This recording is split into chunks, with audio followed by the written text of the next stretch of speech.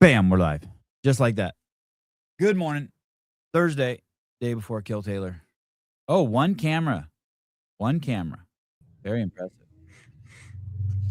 Oh, shoot, I should turn my volume on. Talk louder. Yo. What up? Hi, Miley. Hello. How you doing? Good, how are you? Amazing. Amazing. Miley, how old are you? 18. Okay. I want to say that, like, maybe... Were you 17 at Syndicate last year? Yeah. Okay. Because I think I tried to message you last year at Syndicate, and I got the notice, hey, like, back off, creep. She's not 18. You know how Instagram has that? I was like, oh, shit. All right. Be good. Dom, how are you, buddy? What's up, man? Doing well. Are you aging in reverse? I hope so. It looks like it. I shaved my beard off, so maybe. It's from hanging around Miley. Yeah, reverse Benjamin Button. Yeah, totally.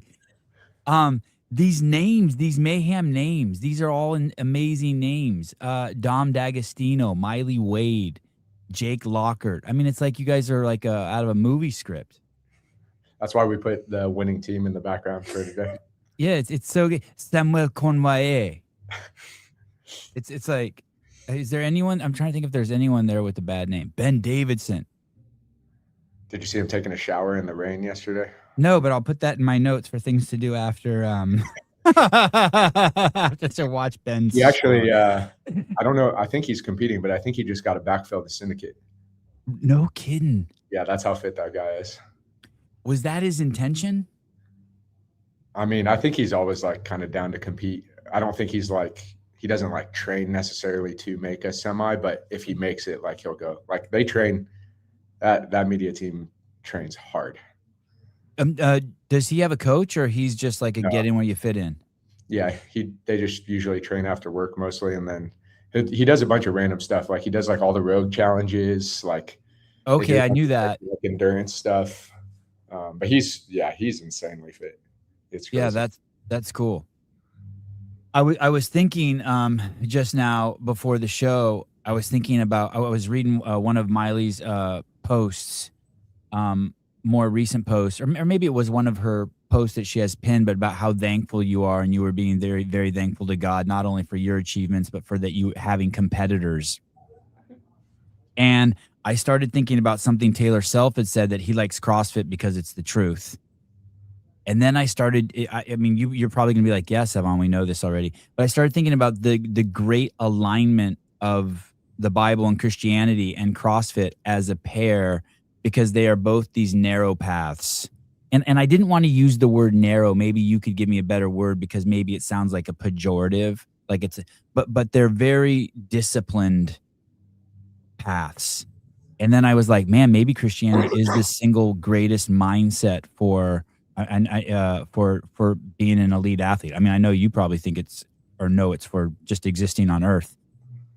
But what a great pair. I don't know, for some reason just this morning it hit me like, hey, if you're going to need to be disciplined enough to go to the CrossFit Games, what greater mindset is there than having God and the Bible as your mindset coach? He's definitely much more trustworthy than me. Did he try to feed you ice cream? We had a lot of ice cream in Brazil. Yeah. But that makes sense, doesn't it? Yeah, just the discipline, the narrowness of the path, the behaviors that Christianity instills in you as a human, is freedom, right? It's kind of like that term, discipline is freedom. Her family's epic, man. They the way they walk competition weekends, it's like honestly just an honor for me to be a part of, for sure. Watching her dad lead prayers like before events, and like their family just kind of doing it together, like her whole massive family usually being at every event. Like I don't think there's a lot of families that are flying out, like a little brother, a little sister, a friend to come watch. But like even at the teenage games last year, like I would say probably the teenage games last year was maybe one of the most fun CrossFit comps I've ever gotten to coach at, just because like there was like half the field was Subianos and half the field was Wades. I mean, nobody can out fan the Subianos, but the Polynesian culture goes deep. But the Wades and coming out of Clinton, Tennessee, that's crazy stuff. Who are the Subianos? Is that one of the competitors? I'm sorry. Yeah, the boys on the boys side. They have like 3 boys that compete, I think, right? You would know better. Yeah, I think it's 3. I only know one of them because I had like a boy in the teenage last year. But I think they have 3 boys that compete in CrossFit. But man, their like cheer squad is like one of the most epic things ever. It's like going to like a rugby game in New Zealand or something. Do they have an 18-year-old? Or any of those boys 18, Miley? Yeah, probably. So I can slide into his DMs and not get 2 of them. One of them's older. One of them's competing at Syndicate. Mm-hmm. Oh, okay. Yeah. I'll look those guys up. Well, at least I saw his name on the list, but I like them. They're an awesome family. Miley, is Cookeville home for you? No. I just bring down here a few days a week to be with Dom because I know that's what's best for me. But Clinton, Tennessee is home. And how far is that from Cookeville? Probably like 2 hours. It's not bad. Do you drive yourself? Yeah. Okay, here comes the question, the hardest question of the show. Are you a good driver? Yes. I only speed like a little bit, only 5 miles over the speed limit. Oh, that's okay. Okay, well, let's test you out then. Let's just to okay. If it says 65 on the signs, how fast will you go? 70. That's All it. right. All right. Shit. Math is tight. All right. Very I smart don't want to get pulled over, so. Isn't that amazing? Incentives, right? Yep. You don't want to get pulled over. Yeah, I don't want to get pulled over too. That's why I don't speed either. And yet they tax us, which you would think is ass backwards, because then that makes me not want to work. You get what I'm saying? For sure. Tax me less, I'll work harder. Is that athlete tax a real thing in California? Like for the guys at the games, do they get taxed for athlete tax in California and their tax from their state this year? Hey, that's a great question. I remember we covered that building up to the games. I should actually ask Jason if he had to do that. Miley, do you know what we're referencing? No. Probably not. I talked to her dad about it a little bit, actually.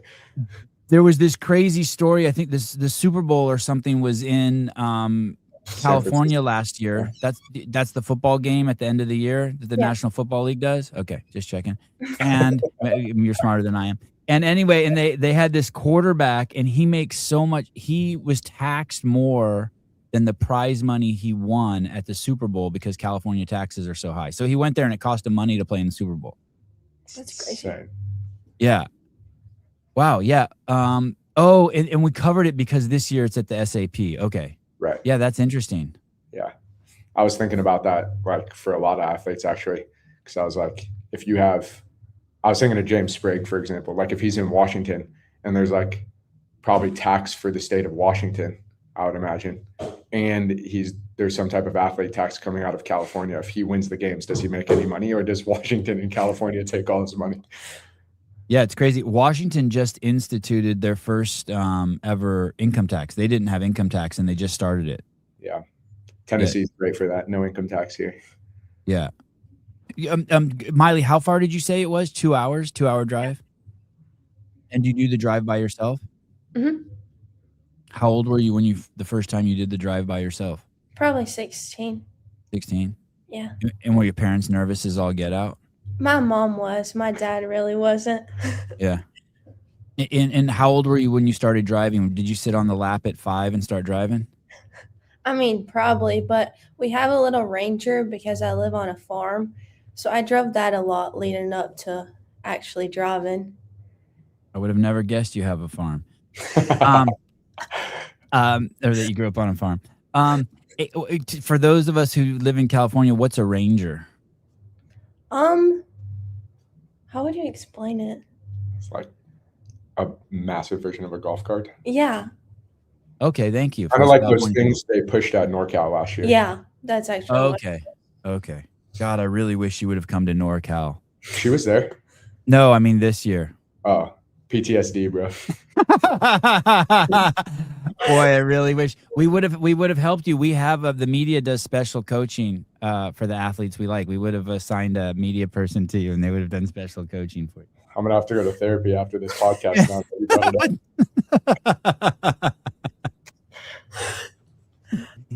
it up. Do you train with Nate, Miley? Not really. He does never drops in there, and you guys get some sessions together?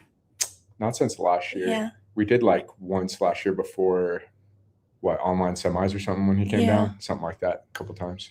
Maybe it was NorCal. Yeah, it might have been before NorCal, actually. I remember that one like running burpee thing. Didn't Roman do it with you guys too? Yeah, and Nate was just Jorge. getting obliterated. Yeah. Are you still coaching him, Dom? Mm-hmm. Yeah, okay. Yeah, we got Syndicate next week. Oh, yes. When you you went to Copa Sur? Mm-hmm. And the whole family went? Yeah, a few of us. My mom, dad, sister, brother, and a friend. Yeah, that's a lot to go to a foreign country to support. Wow, you're not joking, Dom. That's crazy. Yeah, it's pretty awesome. Was that your first time off the farm? I mean, out of the country? Yeah. Oh man, that's awesome. So, tell me about that. You drive down to Nashville, and did you have a passport, or did you have to get a passport? No, I didn't have a passport. I didn't get one. And you have to get a visa now to go to Brazil, so I also had to get that. It was very new to me. And how much was that? How much does it cost to get a visa? I think it was like $75 maybe. Okay. Yeah. And I think it's the whole family's first time out of the country, right? Yeah. Mom, dad, like all of everybody. us. And how's your Portuguese? Not good. Not good. Okay. The joke the whole time was that if she got an interview at all, because her accent is so thick, they were going to wonder if she was even speaking English. They were like, what language is that? Does your entire family have a Southern accent? Yeah. Yeah. Okay. And so tell me, you get down there, were you nervous at all, like about drinking the water? I mean, that could turn your weekend upside down, right? Yeah, I kind of just drank bottled water. The food there wasn't bad, honestly. It was just like different. So it wasn't bad. And you flew in on what day did you fly in? Maybe on a Monday? Yeah, like the Sunday before. Yeah, I think I started flying on Sunday, but I didn't get there until Monday. Okay, so you took this serious. You went early to acclimate. Yeah. And did you go too, Dom?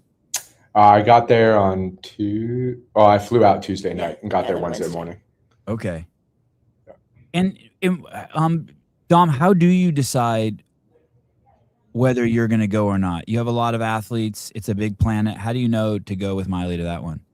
I think there's like a couple things. One, I usually like talk to Mayhem first and see like, hey, like how many athletes do we have out there? I also coach a girl in Brazil, Carol Ferreira. She got fourth at Copa. So I kind of also wanted to get a chance to like be at an in-person comp with her, because I hadn't coached her besides remotely the whole year. And then we have a bunch of other Mayhem athletes down there. There's a guy, Enrique Moreira. He lived here for like 2 months leading into Copa Sur.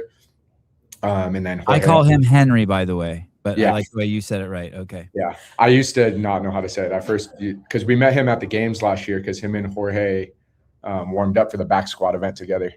And then I kept calling him Henrique, but I guess you switch the R and the H in Portuguese or something, so it's Enrique.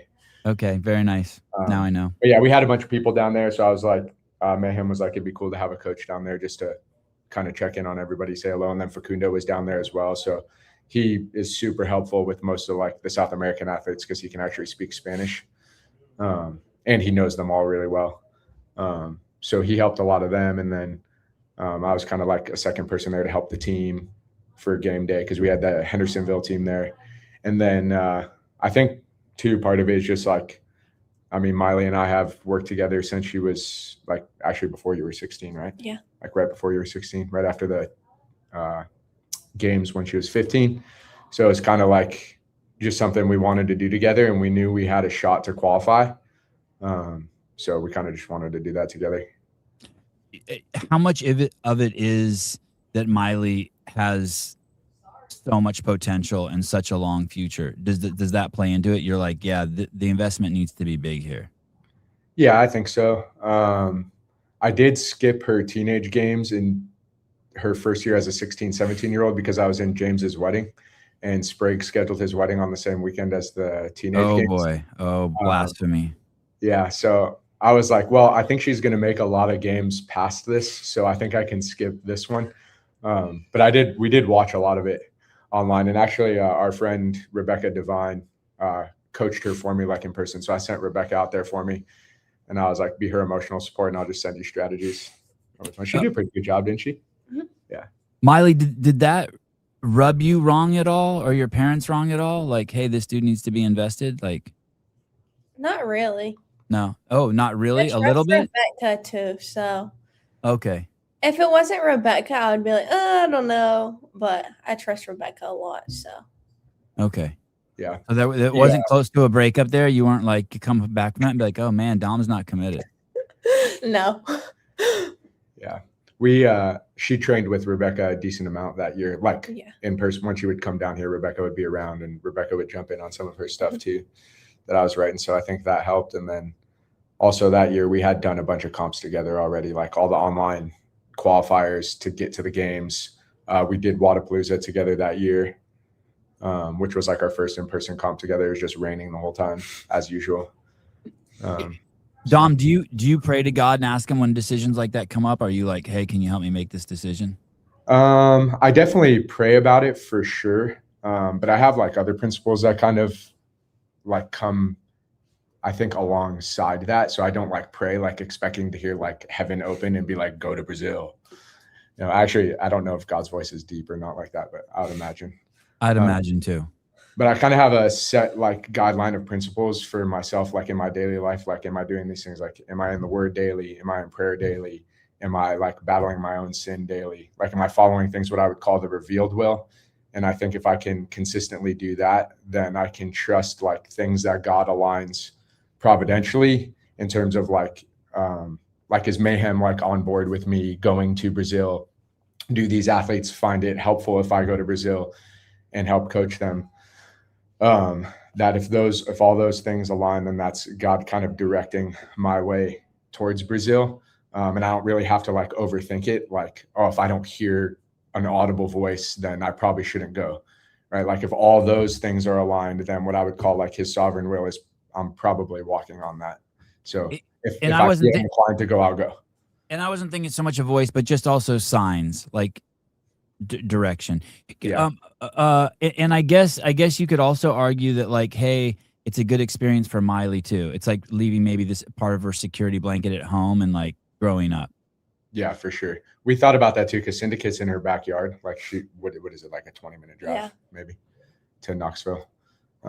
So like she can literally stay at home, be in her bed, do all that. But there was a lot of benefits, I think, to doing Copa Sur. And then honestly, I mean, you can talk more on it, but when the workouts came out, we were actually a little like panicked because they were a little more like strength bias.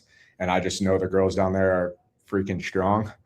So I was like, we're going to have to literally have a perfect weekend to make it, because like, not that Miley hasn't gotten really strong in the last 2.5 years. Like it's been an incredible progression. Like I don't know if I've ever seen an athlete like develop like that strength wise besides Nate. So I had confidence in that, but I also know like there's just girls out there like snatching 200 plus pounds, clean and jerk 265, 27. I don't know what's Annika clean and jerk, like 275 or something. I was like, wow, we have a couple workouts where we're really going to have to like have the best day of our lives. And she kind of pulled that off. So it was a cool experience to be in the face of that. I think both as a coach and as an athlete, dude, I was nervous going in. Any major hiccups while you were down there? Any stories, Miley, like getting lost on the streets, losing your passport? No, not really. Besides the first event, my lane had cracks in it. So I'm not the best at double unders anyways. But 50s, I was like, I can definitely do 50s. Well, when I went going, my rope was catching every time. Then I was doing like 10s. Like cracks in the floor that your rope would hit. It was really rough. Dom and, was definitely stressing. and you know, that's an interesting thing, right? Because it would be really tempting at that point to start blaming, right? Mhm. How do you challenge that? Like, what is the mindset in that when it's so easy to blame, but there's no fruit in blaming, right? Yeah. So how do you handle that? I think I was just trying to keep myself calm. I was like, if I don't win the workout, it's not the worst thing that will happen. So I was just trying to do the best I could and not get frustrated because, like, there's nothing that I can do about it. I was already out there. And so I was just doing the best I could and staying calm. And that seems like the best mindset. Yeah, there's just nothing you can do about it. There's no reason to put any energy to blaming, Yeah. even Yeah. if you're right. I thought she got hurt like on the first set of double unders. I thought she like pulled her calf or something. That's how bad it was. Yeah, Yeah, her dad it literally was- looked at me and was like, "Did she injure herself?" And I was like, "I think so. She's jumping so weird." And then after we asked her, and she was like, "No, I was just trying to find a way to avoid the cracks and like until I started jumping higher." Yeah, I then, had to like, jump really high. Yeah, that's what I was thinking when you said that. So you were jumping higher so that you could pass the rope with space Yeah. between you and the floor, so it wouldn't hit the crack. Yeah. Crazy. What was the floor like? They didn't lay a floor down. It was just the floor of the venue. No, they did. I don't know if it slid a little bit or it didn't get pushed together fully. I don't know. I could see the floor under me because I was like, I don't know what's happening. So I looked down and I was like, oh no, I'm going to have to start trying to jump high or I'm going to be stuck here the entire workout. So I was literally jumping really high. Like when I got pictures. Really high? You were jumping really high? That's amazing. That is amazing. The first time I'm like, you heard that wrong. I was like, I hope she says it again. I hope she says it again. Yeah. really high. Yeah. Okay. You have that great clip on Instagram where you are. This is I wonder who made this. Did you make this clip? I'll play it for you. This one, we played this on the update show the other day. This is such a great clip.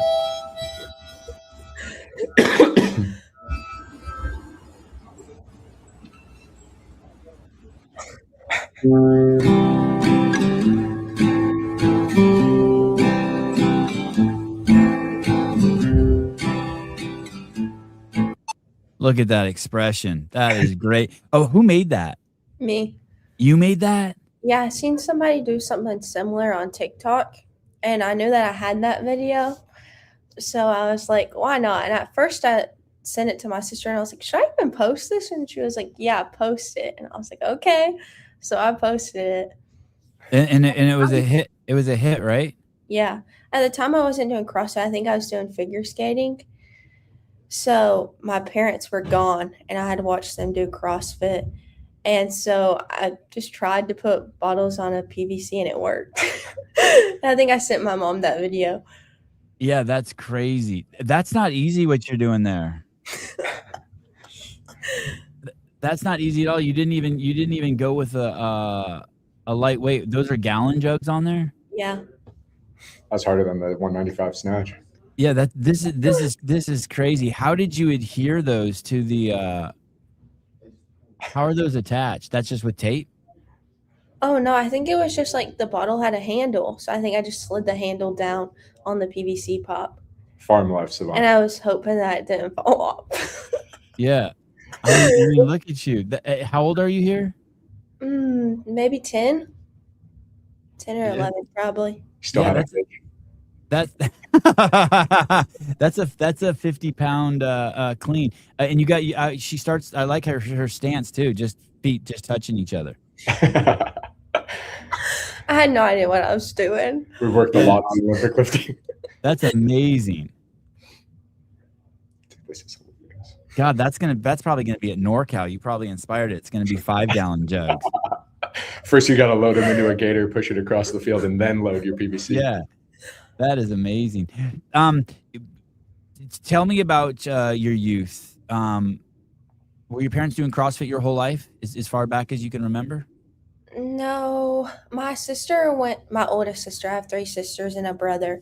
My oldest one went 5 of you? There's Yeah. 5? Wow. My sister went to college in Nashville, and she kind of picked CrossFit up while she was there. And she came back and she was like, guys, like, let's go. And so my parents and then my two other sisters went with them, but I wasn't old enough. And so I just set up in like a room they had at the top. And then I kind of was figure skating with another sister at that time. And then once I turned about 12, I started working out a little bit, but it was kind of just on and off. And in like 20, at probably the end of 2021, I kind of started like my sister went to the games as a teenager in 21. So I was like, I kind of wanted this. It looks fun and it's like competitive. And I have like a competitive nature, I feel like. So I just started giving it all I had. And probably about the end of 2021, start of 2022. So that you were 13 and 14. Yeah. And so when you went to that CrossFit gym to watch and you were in that room way up high, how old were you then? Probably around 9 and 10. Okay. Was that one guy? And do you remember it vividly? Did you watch from over the ledge? Did you watch them, or did you want to do it? Were you frustrated that like, hey, why can't I do it? Well, yeah, I kind of started asking like, can I do it? Because it looked so fun. And they had CrossFit Kids class, but it was like every once in a while. It wasn't like frequent. So I just watched them all the time, and I feel like I kind of learned from watching them. And so when I did it, I kind of just went full force into it. Hey, so that was your parents' first class. What was the name of the gym? CrossFit at One Valley. It's in Knoxville. One Valley. Okay. And were your parents hooked after that? Yeah, they came in on a day where it was kind of easy. It was like accessory. So when they came in the next day after that, they were like, wow, this is really hard. But we all kind of got hooked to it. Like most of my family still does it. And how did you notice anything, how it affected your sister? Do you remember any like, oh, look at her body composition's changing, or she's happier, or did you notice anything? I mean, she's always like, they've all been pretty fit, but it definitely got them fitter. And it looked so fun. So I was like, Her sister was pretty fit. yeah. She plays soccer, D1 soccer here at Tennessee Tech. Does she have the knee scar? No. No. Oh, good. Wow. That's amazing. That's amazing. Good job. I'll never forget I was somewhere and there was like 8 girls, D1 soccer player girls, and they all showed me, we were doing some piece on CrossFit, and they all pulled up their pants and they all had the ACL tear. Yeah, it happens a lot. Yeah. So were they all figure skaters? Was everyone in your family start off with skating? No, my brother and then one of my sisters did soccer, and then one cheered, and then me and my other sister did figure skating. And how did your parents choose that? I think we all kind of chose it by ourselves. Really? Mm-hmm. Like you just saw it on TV during the Olympics or Yeah. something? You're like, I'll do that. Yeah. Do you have crazy calves? No, I don't really feel like I do. My wife did skating for 10 years, and her calves have just never gone away. Like she got calves from figure skating, and she has the nicest calves. It's just like, wow, they just never went away. Yeah, I wasn't that good at figure skating, honestly. My sister was way better. Oh. I don't know, figure skating. So you'd be at the farm during the day and then go to the ice rink to train. Yeah. Milk the cow, and then what kind of farm? We have Highland cows, so the ones long, fluffy hair and horns. And what are they used for? Milk or meat or pets? Well, we sell them as pets, and then we do raise them for beef. Oh, raise them. Okay. I thought you said race them. Do they have cow racing? Not that I know of. That seems like an untapped sport potential. Yeah, the rodeo's missing out. Highland cow racing. So what's the most amount of time you put into figure skating? What did your commitment look like to that?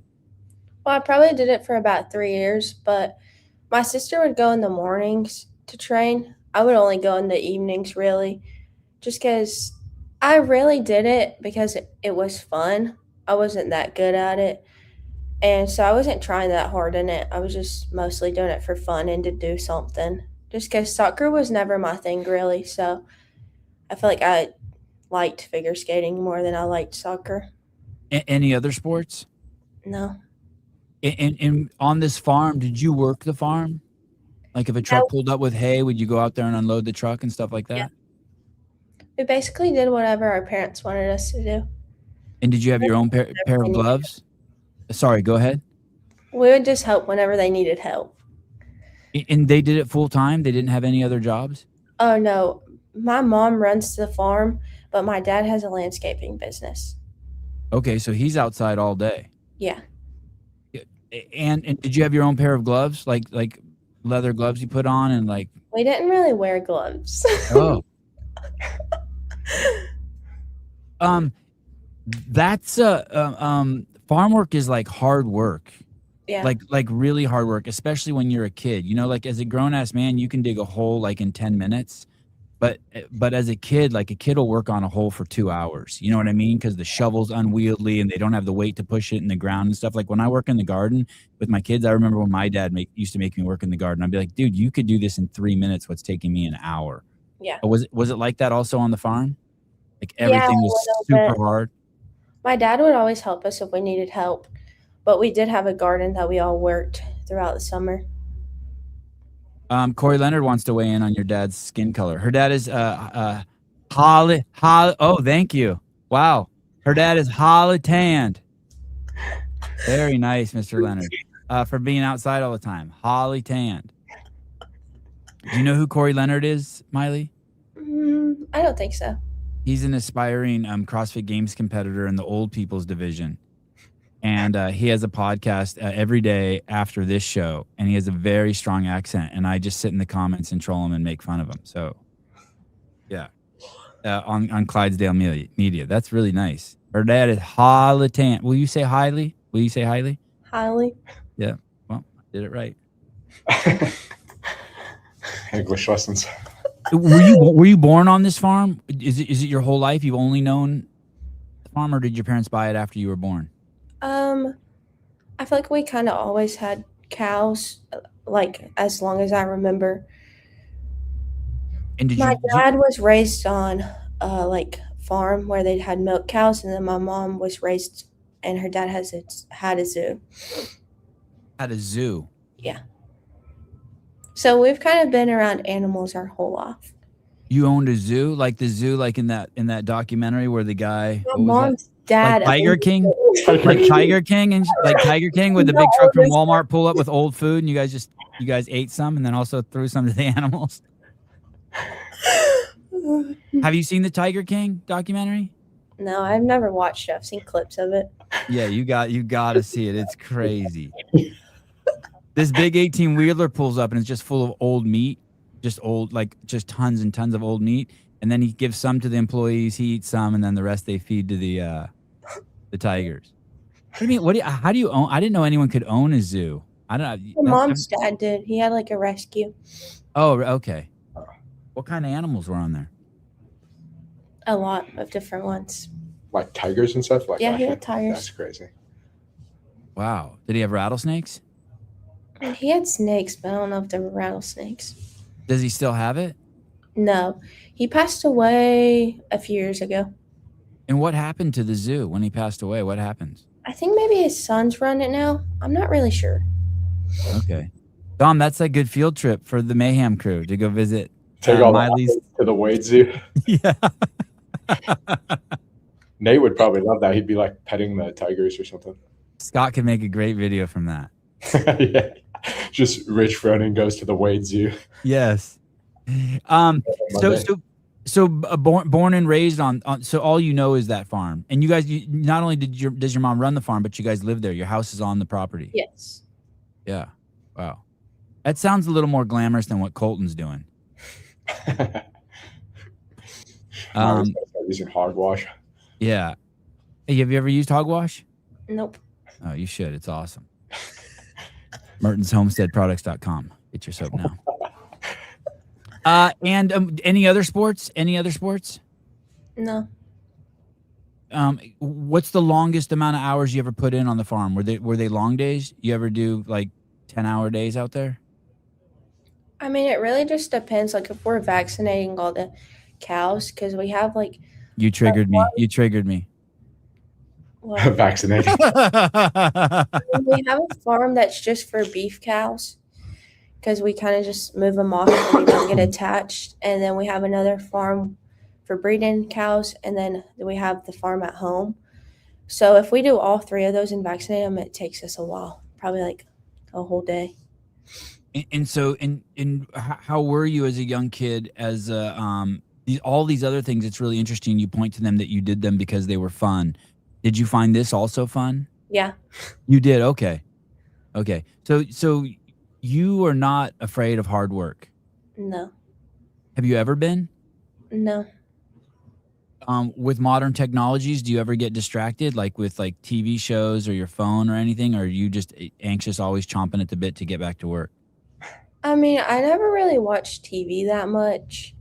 I just don't find anything interesting. Me If too. anything, I watch TikTok, but not that much. Do you have a TikTok account and an Instagram account? Yeah. Do you have a preference? I'm probably on Instagram more than TikTok. After scrolling for a little bit, I get bored. Yeah. Me too. It's almost like the algorithm is become so good that it's bad. You're like, hey, I've seen the same stuff like too many times. I'm done with you. No other sports, so just ice skating and then straight to CrossFit. Yeah. That's crazy. And do you remember learning how to swim as a kid? Yeah, I went and I did swim lessons as a kid because we had a pool at our house and my mom was so scared of us drowning. So we went and had swim lessons. And when you say you had a pool, I picture like a doughboy, something above the ground that the cows also drink out of. No. No, you had a built-in pool. Yeah. With like a plaster bottom and stuff. Yeah. Wow, you're ruining my stereotype. That's all not good. Wow. Big feeding trough. When did your parents have the pool dug in as a kid, or it was always there? You always remember it being there at the house. It was always there. Wow, that's cool. And do you remember the first time you learned how to swim? You're like, oh, I can hold my breath or go underwater. Do you remember that moment? Yeah, I wasn't good at swimming. We got to revisit some swim lessons before the games. Yeah, how are you now? There's got to be swimming at the games this year. I mean, it's in San Jose. He's already said 2 off-site events. There's got to be swimming. I mean, I just can't imagine there not being. Yeah, you would imagine. If it's in the pool, it's better for me. In open water, I kind of freak out a little bit. Like when you go to the ocean, when you visit California or the East Coast, you freak out. Yeah, like at Waterpalooza, when the first time I ever swim in open water was there, and I jumped in, I just started doggy paddling. Oh wow! And that wasn't the plan. No. It was pretty cold, wasn't it? Yeah, like kind of. Yeah. I just didn't want to look under and see something and then be scared, so I was like, I'm just gonna doggy paddle. Next year, though, I did a little bit better. I mean, my head was in the water a little bit. Not the full time, but a little bit. Was that the sandbag on the barge? Yeah. Wow. So as you do that, and when do you start realizing that you might be good at CrossFit? When do you realize that you might want to start competing at it? Well, after my sister went to the games in 21, I knew that I wanted to do it competitively just because I watched some of the girls in the elite individual do it, and I was like, wow, I want to do this. Like, it's fun, but it's also hard. And so I think in 22 was my first year in age group, and I think I made it to semifinals, but I got last. And then I kind of just went full force into training. And when you say go full force into training, does that mean like you started doing 2-a-days? Yeah. Did you follow Compete? Yeah, I followed Mayhem Compete. And how old were you at that time? You said 15? Yeah. 15. And you ended up winning the kids CrossFit Games. Yeah. And what year was that? Last year? Yeah. Oh, I must have looked at it wrong. I thought you won one year and then the following year you took second. No? I made it to semifinals, and then I took third, and then I took fourth, and then I won last year. Wow. You got third in Madison or Yeah, second? Oh, you got third. Oh no, second. Yeah, second. So last year, I'll never forget, the first time I saw you was at Syndicate, and everyone was making predictions. And I made this crazy prediction. I'm like, Miley Wade's going to win this. She's the greatest runner out on the floor right now. I just heard that you were a good runner, and I just said that. And you ended up winning that workout. I got no accolades for that, right? Didn't you end up winning a workout at Syndicate? Definitely won the heat. I think I won my heat, but I think I might have got third in the workout. Okay. So that last year was the year that you won the kids CrossFit Games? Yeah. Holy shit. This is crazy. And now you're just going straight to the CrossFit Games. Yeah. That's crazy. Oh boy. Wow. Okay, let's take a deep breath. Any chances of Emma Carey ever coming back, Dom? I don't think so. She's full-time paramedic now in school. Yeah, I mean, she's driving ambulances around Cookville like crazy, and yeah, her life has been awesome. She's thriving right now. So Emma, we're open arms waiting for you to come back. She still works out. We're going to save a spot for you on lane 1, Emma, always. It was just her birthday last week, Cinco de Mayo, every year, Cinco de Mayo. Happy birthday. Wow, this is crazy. How did you pick Copa Sur? He kind of just asked me if I want to do qualifiers, and I was like, sure. I've never really been anywhere like Brazil, so I was like, it would be cool to get the chance to go. And so I did actually well in the qualifiers, better than what we expected. And then it was kind of in between Copa or WFP Tour Stop 1, but we kind of just made the decision to go to Copa. It was between WFP Tour Stop 1 and Copa Sur? Yeah. Any other semifinals? Why didn't you stick her in Mayhem, Dom? We kind of looked at the field of that, and I knew based on her progress that she did have a chance to qualify for the games this year. So I wanted to give her like 3 really good chances. So the reason I actually looked at Copa is because it was far away enough from Syndicate that if she didn't make it, we could like train for 3 weeks and then go to Syndicate. And then if Syndicate didn't work out, then 2 weeks later, we would just do online. So I wanted to have like 3 chances, or a chance for us to be like, hey, we're going to do, if she didn't make the qualifier to Copa Sur, then it's like, all right, we're going Syndicate and online. That's it. So I kind of looked at it like that, like just in season structure and what to do. Cause we were also trying not to like compete every single weekend, because she kind of did that last year a little bit, because I wanted to get her some semifinal experience like she did Syndicate or actually it was like online semis, that one WFP tour stop, Syndicate. We ended up doing NorCal, which I probably shouldn't have had her do, but she got like pretty sick there. And that's kind of when I started like evaluating all of it as a coach. I'm like, I let her compete way too much this year. Like that was a mistake. Like experience is good, but so then we just, after NorCal, we pulled back pretty hard so she could be ready for the teenage games. And why Syndicate over NorCal in terms of like if for a backup for Copa Sur? Just because she can stay at home. Yeah, it's right at home. Yeah, really close. Okay, that makes sense. It's like you cannot beat that. Like for recovery for an athlete, like most people think that like, I don't know, like Roman crushes the Mayhem Classic because Rich is telling everybody the programming or something, which like nobody knows any of the workouts. But I think a lot of our guys do well here because they live here. Well, they only program, I don't know if you know this, a Mayhem Classic is programmed 45 minutes before the event starts. That'd be awesome. Like on a whiteboard, like Rich just Yeah, he just writes it out 45 minutes before. JR and Rich don't play around. They don't let anybody know anything. Very tight. Yeah, but I think like those guys just being at their, like being in their home gym, but also like being able to actually go home and like have all their normal food, normal routine, like the recovery aspect of things, people don't understand like how much that helps versus like being in a hotel. Dom mentioned that you got sick last year at NorCal. What happened? I honestly don't know. I flew in. I think I finished competing on Sunday, and I flew out that Monday to go to NorCal. And I felt fine leading up. And the morning that I was supposed to compete, I just woke up and I was throwing up. And I just felt really bad, and the heat being out there was also really hot. So it just got the best of me because I was sick and then the heat. So I was trying to just hydrate and drink most of my carbs in a Gatorade. How bad did it get? Were you throwing up? I think I threw up the first day that I was sick, but not any of the other days. The last day I was feeling a little better, just not like myself. Is that the first time you've had that kind of challenge at a competition?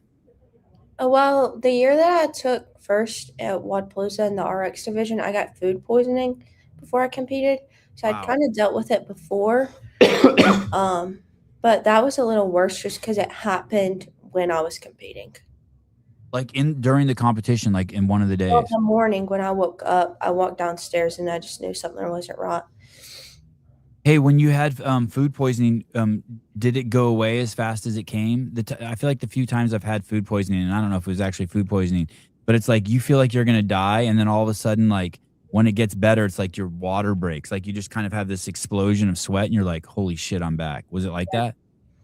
Yeah. Most of the day because I was already in Miami and I woke up really sick.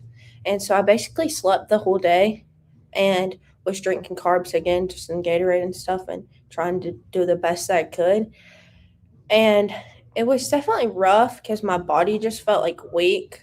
But I just did the best I could. Crazy. Did you have a high fever? I don't really know because I had a fever, but we don't know what it was because we didn't have like a thermometer to check it. Do you remember where you were when you got better? Do you remember that moment? That's just always what I remember about food I poisoning. just woke up and I felt better. You felt better, okay. I still felt like my body was drained, but I felt better. Yeah. Food poisoning is a trip. God, I hope I never get that again. That's the worst. Do you know what you ate? No. So you're at Copa Sur, and in you have the jumper. How did you place in the first event, the crack event? First. Oh, you ended up getting first. Okay, so that's a huge win. Obstacle, mentally and physically overcome. Yeah. Oh, congratulations. That's awesome. Yep. And when you go into Sunday, into the final event, what place were you in? I was second, but starting Sunday, I think I was in second. After the clean and jerk workout, it bumped me down to third just because I took like a 9th place. But that was a really hard workout for me. And then I had a ring muscle up row workout that put me in second, but it wasn't like a comfortable second. And then it go into the last workout. It also wasn't my favorite workout, but we know it was an okay workout for me. So I just kind of sent it and hoped for the best. And what was the workout? It was echo bike, weighted pistol, handstand walk with a pirouette. What didn't you like about that? The pirouette and the handstand walk isn't the best for me. Okay.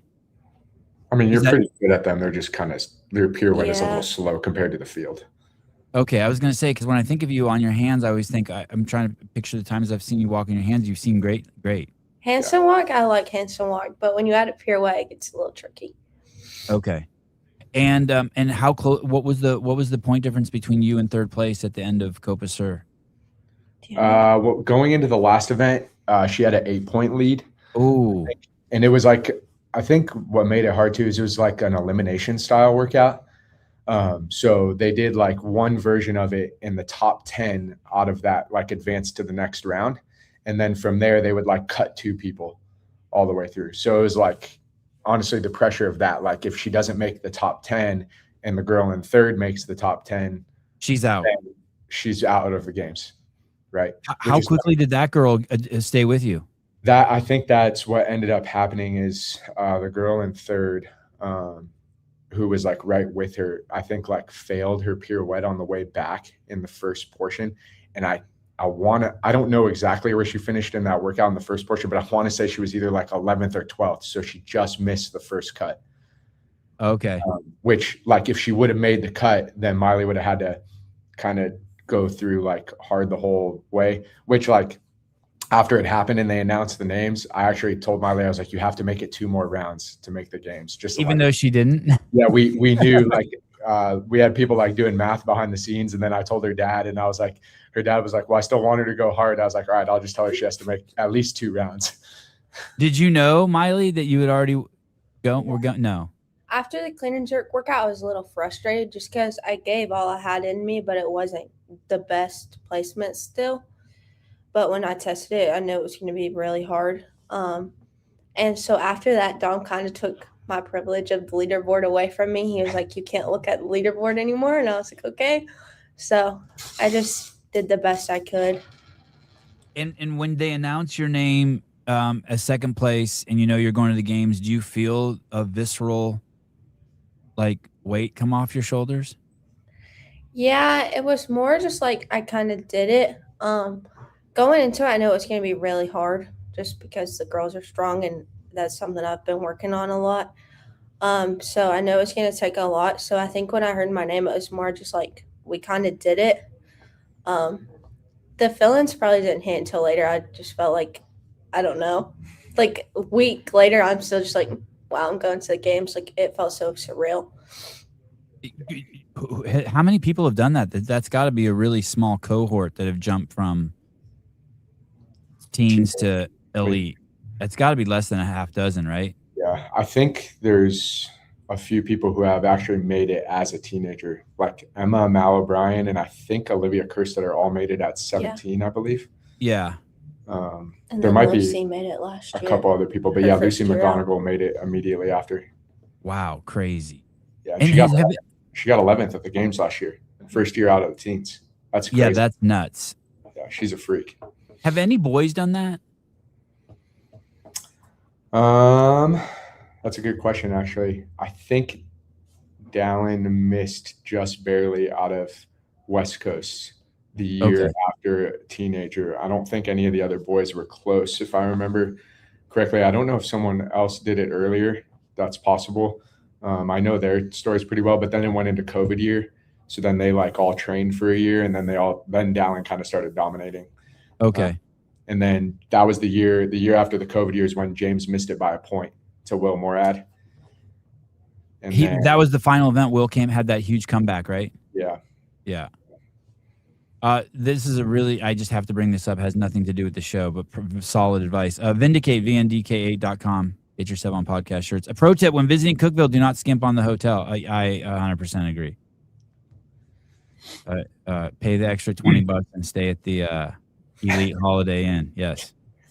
That clean and jerk event at Copacabana, I think, was probably the defining moment for the weekend for her. And I always kind of try to look for those as a coach. I kind of sit there and I wait, all right, what's the moment where we can try to really make the push if we're in the race for it.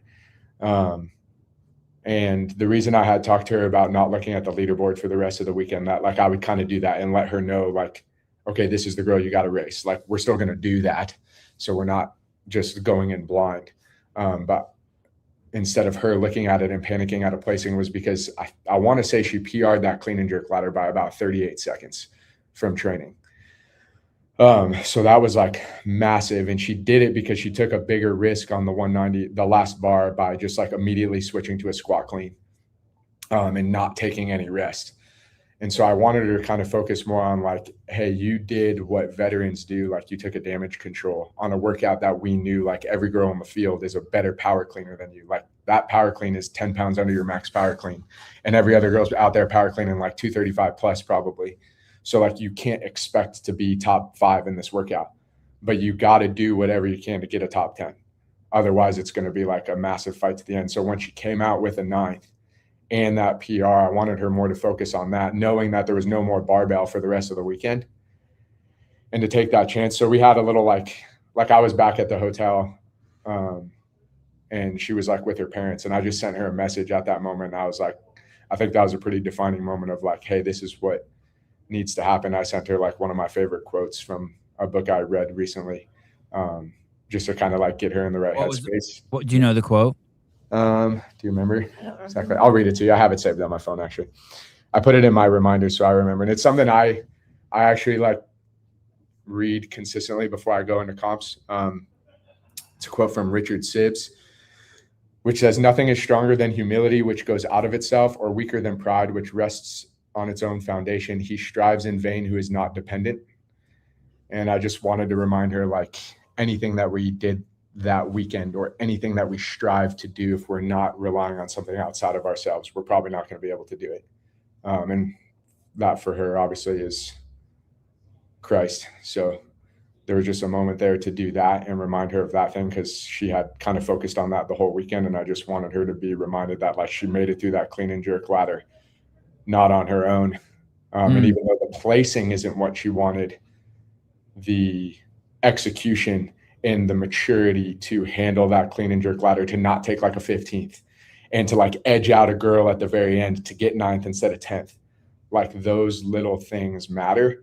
And an entire weekend of competition or preparing to try to make the CrossFit Games is completely in vain if you're depending upon yourself instead of relying on something outside of yourself. And then I sent her John 15:5, which Christ talks abiding in him. And he says, apart from me, you can do nothing, is the end of the verse. So I was basically just reminding her, like, you know, apart from resting in the Lord, like you have no ability to make the games, no matter like what we do. So I think it was just reminding her of that ultimate goal and then allowing her to just go out there and compete freely the rest of the weekend, knowing she had done everything she needed to do to give her a chance to make the games.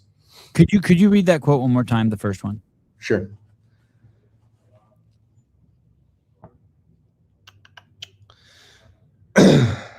Nothing is stronger than humility, which goes out of itself, or weaker than pride, which rests on its own foundation.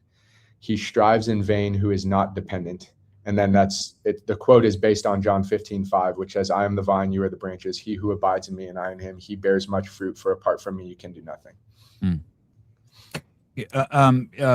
Miley, when you, going back to what he said, that risk you took, what was the bar before the 195? 185. Mm-hmm. And when you in the back, before you go out, do you and Dom put a plan together that says, hey, after you hit the 185, that's when you're going to have to take that risk and not dilly-dally? Yeah, we kind of talked about that, because when I was training, I did power all of them, but it was a little slower because I needed to take a longer rest in between them, just because I'm better at squat cleaning. So we kind of talked about it. He was like, if you have to like beat somebody, you're going to have to squat clean it. And I was kind of watching the clock a little bit because I knew a girl had got something like 9:11 or something, maybe. I don't really remember what it was. But I looked and it was like 9:08 or something. And I was like, I got to do this quick to at least try to move in before she does. And so you do the 185, and that's a power. And when you approach the 195, you know, in my mind's eye, when I see people rush, they usually catch forward, right? They come on their toes, or they don't catch it far enough back. Did you give yourself a cue? Did you have any superficial cues you gave yourself before you squat clean that? Not really. I just went up there and pulled it and hoped for the best. Interesting. So there was nothing like, hey, make sure you lean back, make sure you get the good front rack, nothing. No, I was kind of just trying to get across the line because a lot of girls were already across the line, and I know I needed as many points as I could get. When you caught it in the bottom, did you feel yourself coming forward at all? Not really. You had a great catch. Yeah. Wow, that's awesome. All right, so and did that quote resonate with you that he read? Because if he would have given that to me, that'd have gone right over my head. I'd been like, hey, we need 20 minutes before we start this workout. I need to think about this shit. Whatever Dom just sent me. Well, I think he sent it to me after the clean and jerk, but just because I did text him because I was frustrated, just because I felt like that I was doing the best I could all weekend, that I took a knot, and it dropped me down to third, which I wasn't happy with. But he kind of believes in me a lot more than I believe in myself. So having somebody that believes in me and then trusting in the Lord honestly just helped me get through it, because I texted him and I think I was like, I'm in third place. And he was like, it's fine. Like, calm down. Don't look at the leaderboard. And so, yeah, I think it just calmed me down a little bit and got my mind ready for the next event. Yeah, and it was only a 4-point swing. That's like, I explained that to her after the event. I was like, look, like, especially at the games, like, you have to have these events where you know they're going to come up and there's going to be 10 girls, 15 girls that are going to smash you in this workout. Can you get 16th? Right? Like, can you execute appropriately to get 16th? Because if you do that it's going to play out massively over the weekend than trying to go out with the top 10 girls and then getting a 25th. And that's not actually where your fitness is at. So I think her learning in that moment and understanding that, like, having a 4-point lead and then only dropping down to third by 4 points, that's literally a spot. So in the next event, if you just beat the girl, now you're tied going into the last event. And then if you beat her in the last event, you go to the games. Yeah. So it's like as simple as just having those like immediate goals. And so I wanted her to see that the clean and jerk, like the 9th, which was your lowest finish, was actually her best placing. And like, if she didn't get a top 10 on that, we would have been in trouble. I think that the piece that holds every athlete interview I've ever done over 20 years is what you said about he believes in me. Man, it's so important to surround yourself with people who believe in you and be able to handle that pressure. It's so important. Her family helps with that a ton. God, it's so, yeah. I mean, obviously your parents are the most important, but man, all the winners have that. They'll always be like, yeah, that person believes in me. And it's like, yeah, they become that person's bedrock. Miley, at the beginning, this was kind of my most, the question I wanted to ask the most since the beginning of the podcast. I always think about it with people who are your age, and Dom brought it up in the beginning about how much improvement you've made, or improvement's not the right word, how much progress you've made in the last 2 years. Because I always trip on that, because I have young boys too. And I know that there's that age, you know, between 12 and 20 where the hormones kick in and people just like, if you have the technical expertise and the discipline and the passion and the fun, then all of that stuff, as the body starts developing, it's like you can really utilize it. What has that been like as you turn into a woman and yet you're training so hard? What are some of the biggest jumps you've seen that you're like, holy cow, what's going on? Yeah, my snatch at couple was actually crazy for me to think about. Just because that was a big lift for me, but honestly, getting strong has been really hard for me. I've just always been built a little smaller, like in my upper body. So I've just been trying to eat a lot and train it a lot. And I've definitely gotten stronger. Just, it's a slow progress, I feel like. Well, Dom's saying it's not a slow progress. It is. Dom's like, holy cow. I want it to happen like overnight, but. And Don, you've gone through this now with Emma and with Nate. And then obviously you were at Brute when they had the young Dallin and young James there. Do you have any thoughts on that? Like with kids and people who are training these people who are going through this huge, hormonal life change? Yeah, I actually didn't coach Emma through her teenage years. Matt actually coached her. So I didn't start coaching Emma until after the 23 games. So she was already like pre-developed, but I did get to see a lot of that, like working alongside Matt and with him. And he gave me a lot of freedom to kind of help with his teenagers at that time. So I think that did help me learn just like what he was kind of focusing on in programming. Like I probably learned the most of that from like watching Matt program for teenagers and seeing Dallin and James and Tudor and Emma and all those guys like progress through puberty basically. Which I think really helped me with programming for Nate. Nate was kind of like my first, like, hey, here's a kid who won the games. Like, can you figure it out? And honestly, like props to Nate and his mom for trusting me, because I didn't really have a younger athlete that I had developed. It was more like, hey, Dom's done this with me. We think he can help Nate like get to the next level. So I think I learned a lot from programming for Nate, honestly. He's been like my biggest guinea pig for sure.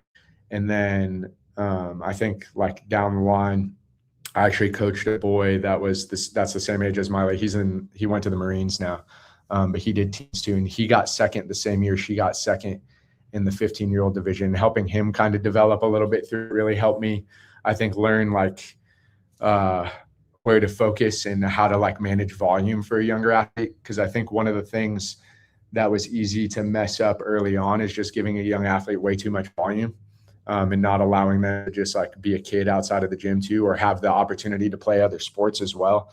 Like that was something really cool I remember about Dallin and James's journey, is like Matt allowed them to like play football their senior year of high school and things like that. And I was like, okay, that's what we need to be doing. Like CrossFit can still be something they do, but they don't have to sacrifice every other sport or every other normal thing a teenager does just to like make the games at 17 years old type of thing. So I think that helped me perspective wise. And then I think just watching Miley come in based on where she was, I remember watching her actually one event at the 2000, what year was that? 2023 games. Because I think the boys and the girls went at the same time in this event in the Coliseum. And I remember she came out so fast. I only remembered her because of the pink hair. And I was sitting with one of Nate's friends, actually, and I looked at him and I was like, that girl's about to explode in this workout. Like, she came out way too hot. And I think she did die a little bit, but ended up getting like second or third or something in that event. I don't remember 100%. I was watching my athlete. And then the next year when I was at Mayhem, Foster was like, hey, there's this girl who got second at the games. She wants a coach, like her parents and her want a coach. Can you do it? And I was like, oh, I know her. She died on the chipper in the and I was like, and she doesn't know how to snatch. So I think I could help her. Her like snatch was viral, but it was pretty hitchy when she first started. So we did a lot of like strength training and not a lot of CrossFit conditioning, like Metcon type of stuff. But with that being said, she had done a lot of that following compete. She had a pretty elite like aerobic base. She was already kind of a really good runner. Like, she kind of would win those events as a teenager. So we went very strength biased and just really kind of restructured her programming. We did a lot of single sessions, like very minimal double sessions to start her career, to the point of like her parents called me once and they asked to meet at the coffee shop here. And they like drove down from Knoxville and they were like, what are you doing? Like, why isn't she working out? And I had to like try to explain to them like what I was thinking and what like the long-term goal was. Cause I was like, I think based on what I'm seeing, I think she could make the games like relatively early in her career. There's no guarantee coming out as a teenager, but I was like, this girl is kind of like mentally insane. Cause we had done some like Wodapalooza qualifiers, like right after I started coaching her. And I was like, she's kind of keeping up with like Jess and Nina and workouts and people here at the gym and qualifiers. And I was like, that's crazy because she shouldn't be. And there's like a lot of movement pattern to clean up, like based on when I was watching those qualifiers. So I was like, if we do this right and we kind of play the slow game a little bit more and like taper out her season correctly, we're like, I had her start doing doubles before the teenage CrossFit Games for like a couple months. But yeah, we went really strength focused. We worked on a lot of technique. We fixed some of her squat mechanics. We're still working on like fixing deadlift stuff and like posterior chain work, trying to really strengthen her like lumbar spine in extension. Also trying to strengthen it in flexion. So there's a lot of different things I look at for a teenager while they're like also going through puberty, which I think is what happened with her a little bit too strength wise, is because we focused on that. We got a little lucky with timing for sure. But like all of a sudden I was like, she went from like snatching 165 to snatching like 185. And I was like, whoa. And it felt immediate, but it was like probably a year and a half of work on it, a lot of technique work and stuff. But I really felt like I noticed it at the teenage games this year, because the year before there was like an Olympic total and she clean and jerked like what, 210 and snatched what, 170 maybe. And then the next year at this year's games that she won, she clean and jerked 235. And I was like, we went from 210 to 235. I was like, she's figuring out like how to express her strength that we're building and like all the positions are fixing. So I think as a young teenager, what I focus on as a coach, long story short, prioritize like movement efficiency. And if you see like issues early on, don't just like keep ripping a ton of Metcons with a ton of volume just because that's what like the top level athletes can do because they already have built mechanics. Like fix movement patterns first, focus on strength second, and then you can start to work on like long endurance stuff as well. Because most of these young kids pick up like classic CrossFit fast and easy. So they don't need to do it all the time. They can benefit from like, hey, let's do like toes to bar on the minute and fix your movement pattern in a toes to bar. Let's do butterfly pull-ups on the minute and fix your butterfly pull-up pattern. And then do a lot of bodybuilding and strength training in the off season and try to put, for girls, I'm always like, put mass on their upper body to support their joint structure.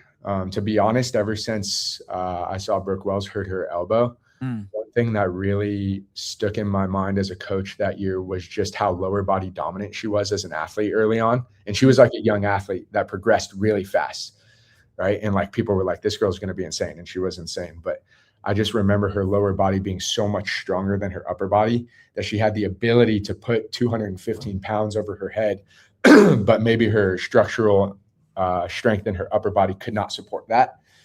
So that was something I've always taken for females is like, can I build the upper structural support necessary to support loads, especially if they're a lower body dominant athlete, which is like kind of how Miley is.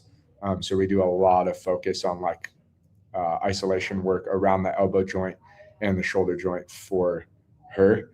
So that's something I think about for young female athletes, especially in our sport. And Miley, was that a little bit frustrating for you in the beginning because you wanted to get on the hamster wheel and go? Yeah. Yeah. Yeah, I felt like I wasn't doing that much besides lifting, and I was kind of like, I'm losing my fitness. But I feel like if I do that, I can get my fitness back pretty fast. I mean, it's hard at first, and I get out of breath a little quicker, but it comes back pretty fast. How are you such a good runner? Why are you such a good runner? Figure skate. I'm guessing you never ran in figure skating as part of practice. Well, I don't really know. I kind of just like running. Yeah, you just like it. Yeah. I think you like the race a little bit. Maybe. Like you like picking people off. Oh, like yeah, in a that race. is fun. Yeah. I'm like, there's somebody in front of me, so I'm going to try to catch them. Dom, that course that they ran at Mayhem, minus the part with the logs, have you ever had your athletes run that course? Roman, like, hey, I'm dropping you off here. I'll meet you at Senior's house. I'll be having a Coors Light and a Marlboro. I'll see you up there. Yeah. We probably will do some of that leading into the games for sure. I don't really do much of that leading into semifinals because typically we don't see it as much. I think it depends on the semifinals. Yeah, running in the semifinals isn't appropriate. Yeah, I think it depends. It depends on what event you go to. Like if you look at Torian Pro, 2 miles with a ruck, it's crazy. I personally love the way JR does it, like in a mixed setting. I think that's the best way to test it in a semifinal is like it should be paired with other CrossFit. Or like classic CrossFit programming, like 400-meter run with a yoke or 400-meter run. I love that. He used an old regional workout, I think, with the one with the rope climbs this year, but that was like run, GHD, deadlift, right, from years ago that Chandler Smith smashed. Like those are great semifinal workouts, and then you save the longer hill run or monostructural for the games. And the only reason I think that way is because there's more events at the games. So you get a chance to also do just a weightlifting event and then multiple mixed events. And when you do that, it's not like it doesn't skew a little bit towards the best runner, right? Because only 6 events is hard to do just a monostructural event. That's why I really like that Mayhem did throw in the burpees over the log, because then I think it didn't make it like, hey, just the best runner is going to win this. They probably still will win it, but other people between that like 2nd to 10th will have a good shot because they're good at burpees as well. And it's like also up a mountain. But yeah, we'll use it. We use that stuff. We were thinking about maybe going to the pond today to work on some swimming if it doesn't rain too much. Oh, it's raining there. Yeah. What does that matter? Yeah, just go in the rain. Yeah. Is there concern of lightning? Do you guys do lightning there? Yeah. Oh. We'll just check. We'll check on that for sure. And then. Yeah. Miley, are you nervous at all about the games? Not really. Are you excited? Yeah. It's just like whatever happens, happens. I can't really control anything. That's in the Lord's hands. And do you have tickets already out to San Jose and all that? Do you have your plan? Yeah. The whole family, right? Yep. And do you have a place to stay? Yeah. How far are you from the center? Maybe like 10 minutes. And who does all that? My mom basically handles all that for us. So she's just like, hey, I got an Airbnb. and when you go to the house, will you get to pick your room first since you're the athlete? I mean, it really just depends. I normally will share a room with one of my sisters. My brother snores a lot, so I don't share a room with him. And so when do you get there? If the games, he's saying, it sounds like he's saying the game starts on Friday, he being Dave Castro, but like I don't really believe that. Yeah, for some reason. I'm getting there the 18th. That's when I fly out. Sunday. Is that Saturday or Sunday before? Something like that. It's in July. Okay. Yeah. So you're getting there on Saturday. Okay. So you're getting there early. You're getting there a week ahead. Yeah. All right. And I think I'll be out there Sunday because we got the like age group games the 3 days before. Okay. So like everybody's getting out there pretty early this year, I think. And so you have a place. You're you're all set up there, and you have your tickets. What about a place to train? Is that set up in advance? I haven't really looked into that yet, but normally we always look for Mayhem affiliates in the area. Yeah. And then someone at Mayhem will organize that and be like, "Hey, just so you know, a bunch of athletes coming in. What can we do to get some floor space?" Yeah, normally. Do you have a partner in crime, an athlete that's like, I guess this is your first year at the games, but an athlete that you gravitate towards? I mean, like hang out with. Me and Paige get along really well, so. She has a great name too. She turned in an 11 name for a 10 name. 10's still good, but Paige Powers to Paige Rogers. Paige Rogers still good, superhero. But Paige Powers is like you run the Justice League. Yeah, Paige Rogers is Captain America female. Yeah, totally. And how is that? Do you train with her? Like now that you're there at Mayhem? I might train with her, games train a little bit. I haven't just because she got her ticket at Mayhem and I was still training for Copa, and I feel like we didn't have any running or anything at Copa, so my training was a little different than hers. Have you held the baby? She's walking now. She doesn't need anybody to hold her. All right. Did you ever hold the baby? I don't remember. Dom, you should have a rule against that. No baby holding? No baby holding. She's been good with kids. Not till you're 30. Oh, I know. I'm not worried about her doing something bad for the kids. Oh. That shit's contagious. Oh, yeah. No, you can't hold a baby till you're 30. She has a nephew. That's about the same age as Oakley. Yeah. A little older. So you're not doing WFP this year? No. And was that a hard decision? I mean, kind of. Last year it was fun, so I kind of want to do it again. And if I didn't make the games, it gave me the opportunity to compete still throughout the year. So. What about this Xenom thing that's happening in Dallas? I honestly don't know that much about it. I've seen it on Instagram a little bit, but I haven't looked into it that much. Dom, do you have thoughts on that? And particularly about where it's placed in the season for your athlete?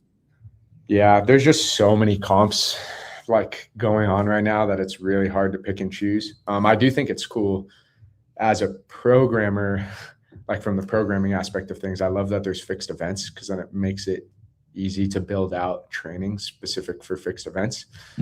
So that's kind of cool. I definitely think it's something that I would lean more towards like more experienced athletes doing. Like I would think of like a Roman doing that and benefiting from it because A, he could potentially win and make the money, and then B, like he also knows his body well enough, like, hey, I can go do this event. I probably don't need to like train specifically for it. I can like train for the games and still know how to compete versus I wouldn't want to sacrifice like a week and a half of training for her to go and compete when it's like her first games. And there's like things we need to work on, like going to the pool and like working on technique, not like actually swimming. Will you do crash this year, you think, Miley? It really just depends. I would think so. We love crash. Yeah. Oh, good. Yeah. Yeah. Good. Okay. Yeah. Come to crash. Please come to crash. I would imagine because she made the game, she'll probably get an invite too. But yeah, we try to do as many JR things as possible. We're big JR fans. And what about Rogue? Now that you've qualified for the games, is Rogue now on your radar?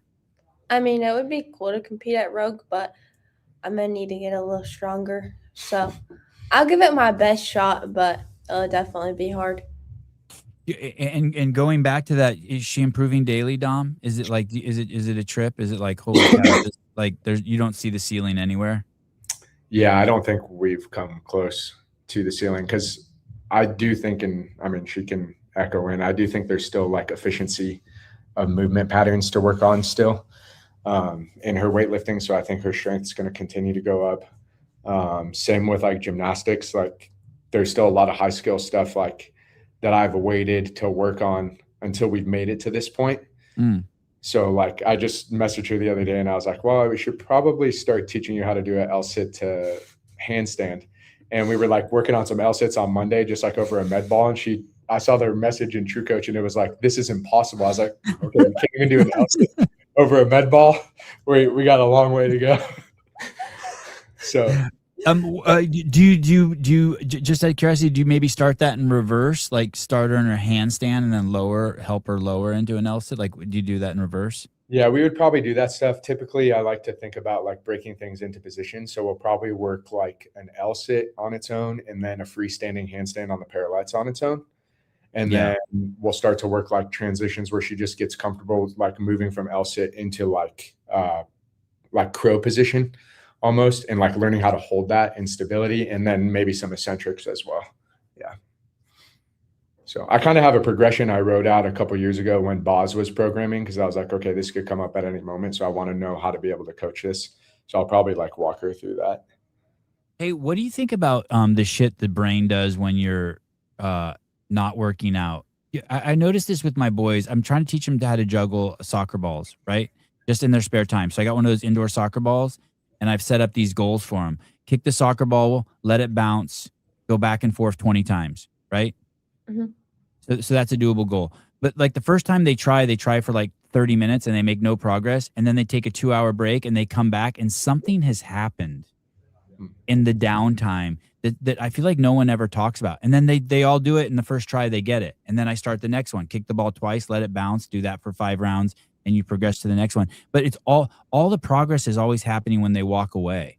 That's a tough thing to explain to a kid. It's a tough thing to even accept because you don't see any of the process or witness it. Yeah. And so I'm guessing that's going to be the same thing with the parallel handstand push-up, right? There's going to be a lot of frustration, and then you're going to walk away from it and come back and be like, oh my God, this is like what happened while I was away? Yeah. What does happen? Do you know what happens? I don't really know. Maybe we think about it a little. But without even knowing where you like, do you ever go to bed at night and ask God, like you ask God a question at night when you go to bed, and then you wake up in the morning and the answer's there, and you're like, what? Can I just not fall asleep and see what happened? You know what I mean? I just want to see what the process was. Honestly, but say that again. I don't really ever think about that. Okay. But I am learning how to juggle right now. Oh, like this kind of juggle? No. Like you are too. Wow. Do soccer, and my coordination isn't the best, but it honestly is very frustrating. Just because they're all good at it, I'm not. But I feel like it was something cool, and I'm just gonna learn how to do it. I got one of those indoor soccer balls that Instagram sold me. And you know what I did? Instead of buying 3, I bought 1 so that they're forced to take breaks. They're like, why didn't you each get us one? I'm like, no, because then all 3 jackasses will be going at the same time, kicking the balls into each other. This will force you to take breaks. You know what I mean? Jacob Matthews' comments really good. Oh, let's see. How high up is it? It's like 3rd. I tell all my athletes the neurological payout happens when you walk away from it. Yeah, I would just love to know what's happening, because it's like becoming so obvious to me in my kids. They don't comprehend that at all. They just want to go. Yeah.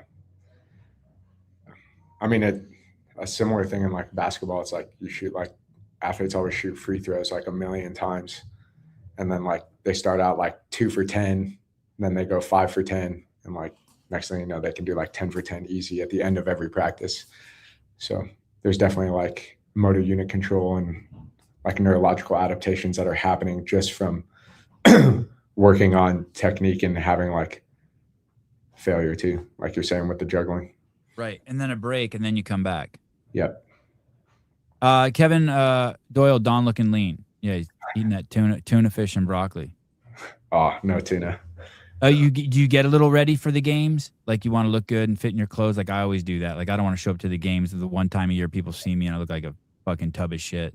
You ever like, yeah. Like I think like that. That's what I think. I'm like, oh God, I'm going to crash. Time to like starve myself for a week before I go, so I fit in my clothes again.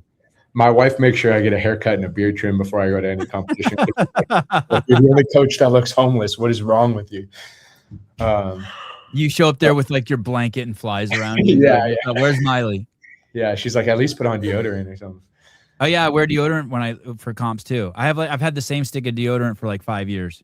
It's like one I use. Yeah, I don't wear deodorant unless I'm going out. Yeah. No, I actually, I kind of started working out again. I've always, I mean, like I used to take CrossFit really seriously, and then a bunch of stuff happened in my life. But this podcast isn't about me. But anyways, I got like you started smoking weed. I know the story. No, definitely not. But I definitely got away from it and just really started like dedicating to coaching a ton, and like was kind of using that as an excuse, which was just a lame excuse. And then actually, I would say two things kind of got me back on. One, I read a book called The Little Theology of Exercise. Really short book that just talked about like a lot of the biblical reasons, like why you should steward your body and your health and what that looks like. And then the same guy who wrote that also like preached a couple sermons specifically on like physical fitness. And what's his name? David Mathis. Mm-hmm. And that just kind of, when I read that stuff and listened to it, I was like, wow, I am like not walking the walk. Like I literally am working with some of the best athletes in the world, and I've just kind of let my health life go. And then I actually kind of heard, this is really random, but I actually heard Taylor Self say something like obscene, like about like, he was just basically like, how can you be an elite coach and be a fat F or something? And I was like, dang it, that's me. Like I've let that happen. I don't like, that's not right. Like if I expect my athletes to work really hard, I need to at least walk the walk of like controlling my health, right? Like I don't need to be an elite athlete. I don't need to be able to do 20 unbroken ring muscle ups anymore, or snatch 275. You don't need to be Ben Davidson. No, I don't need to be Ben Davidson. I have way other like priorities in my life, but I should be working out at least like an hour 4 or 5 times a week. And I love CrossFit. So why am I not? Like I literally am like, I've been a CrossFit junkie since I was 19, like a literal junkie. Yeah. I mean, I've seen pictures of you. You look like the statue of David, but wearing pants. Yeah. So I think I've actually been like kind of just back on a journey of figuring out like, how can I do CrossFit without my ego getting in the way and like wanting to do what I used to do. And just like, I saw what you did at Crash. Your ego is massive. You picked Pedro to work out with or someone.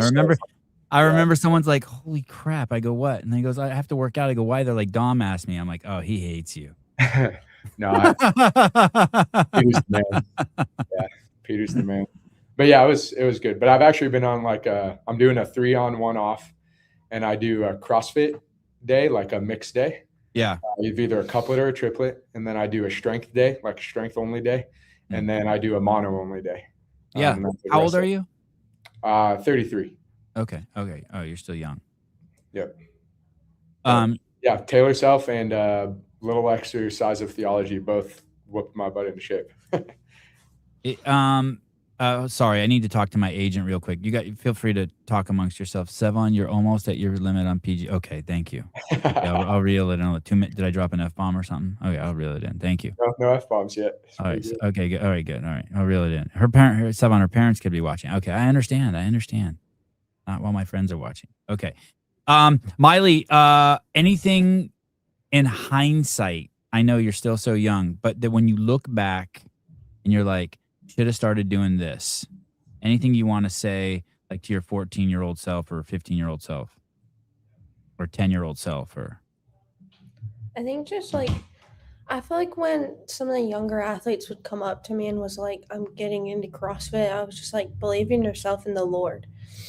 Like, I feel like it's sometimes when you go in the gym and you're having a bad day, it's hard to just like stay in it, but you have to just stay in it and believe in yourself.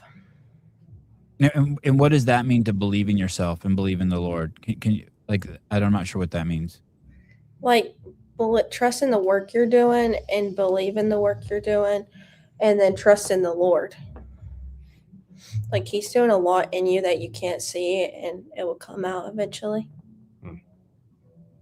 Can you give me a practical example of that? Like, are your parents are driving you to the gym and you're like, I want to tell them so bad that I don't want to go now. And then you have this voice come in that says, just stay the course, stay the path. I mean, no, not that really, but like when I'm in the gym and I'm having a bad day, it's like somebody could be having a worse day and wish that they were doing this. So my day isn't as bad as what I think. And the Lord is working through me no matter what I'm doing, even if I can't see it right now. So yeah. How do you know you're doing the right thing though?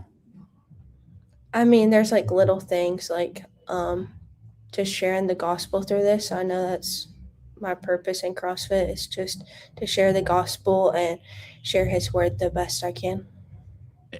How did you figure that out?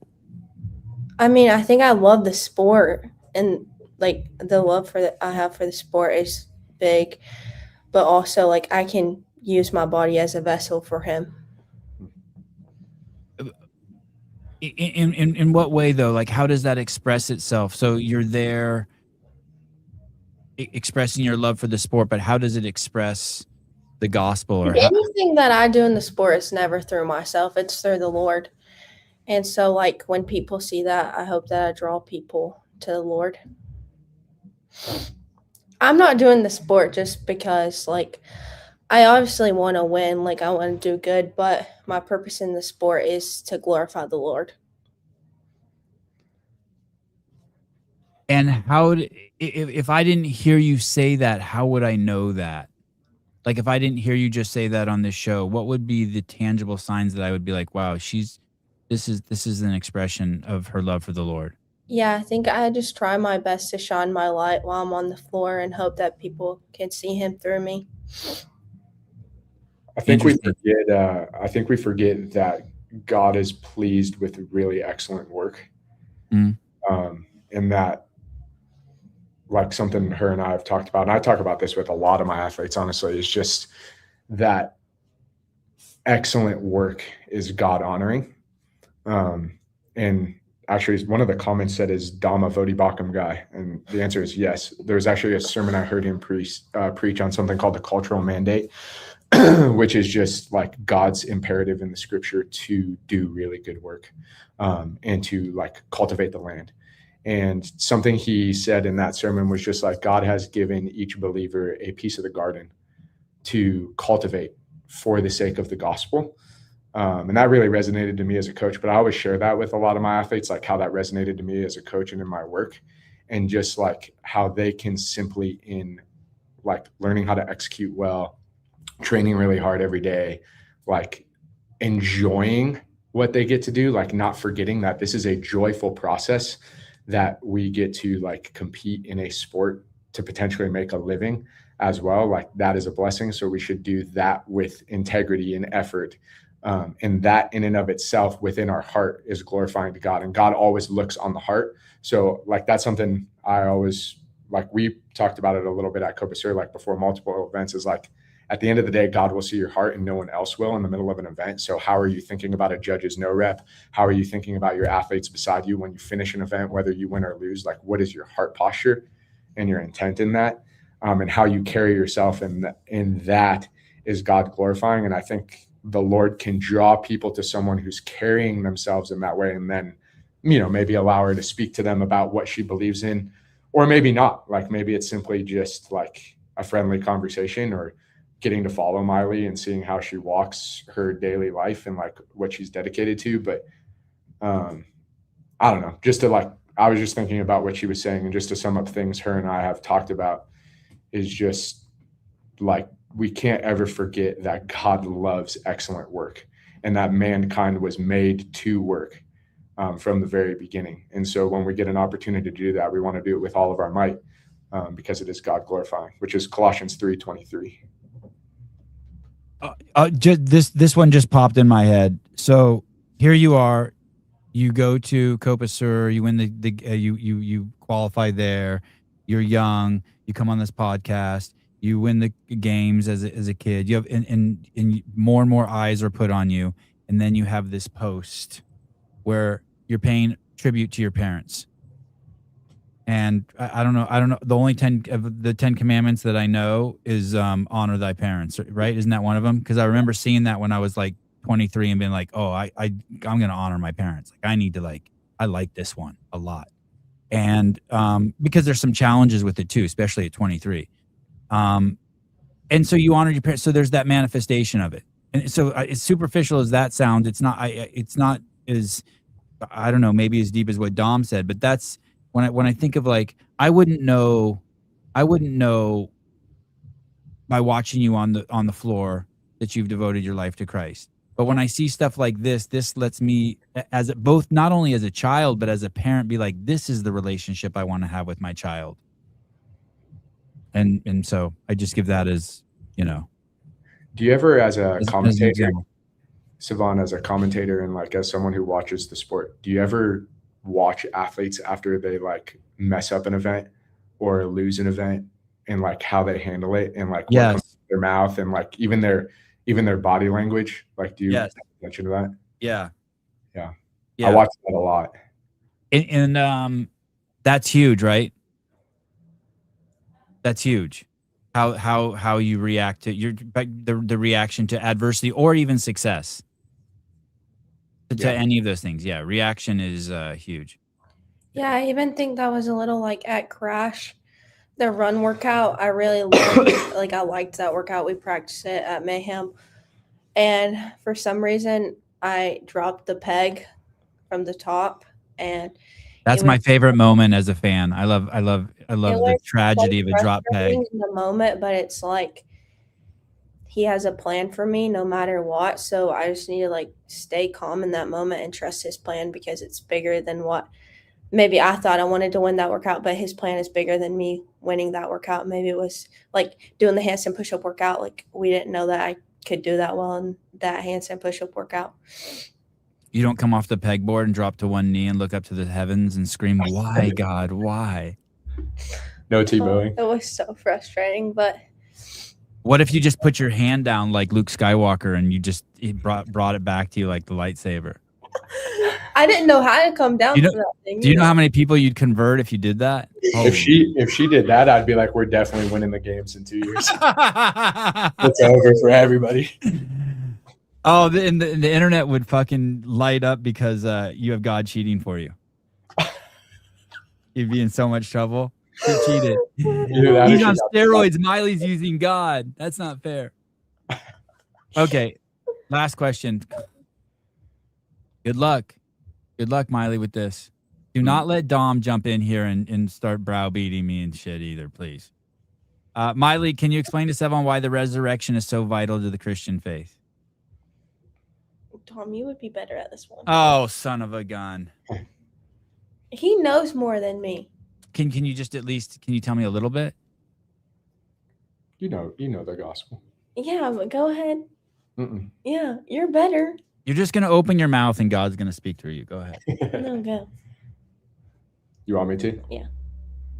I mean, I think she could do it, but I would just Next say, show, that I'll have her on. And hey, this question's not going to go away next time you come on. Pool Yeah, Boy's yeah. going to be there and ask you. we're gonna go work on it in the before training. We'll do a whiteboard debrief. And by the way, Pool Boy's serious. Like, I don't understand this part. This is like a and I think I'm very open to this. I want to be super open to this. I just don't understand this part.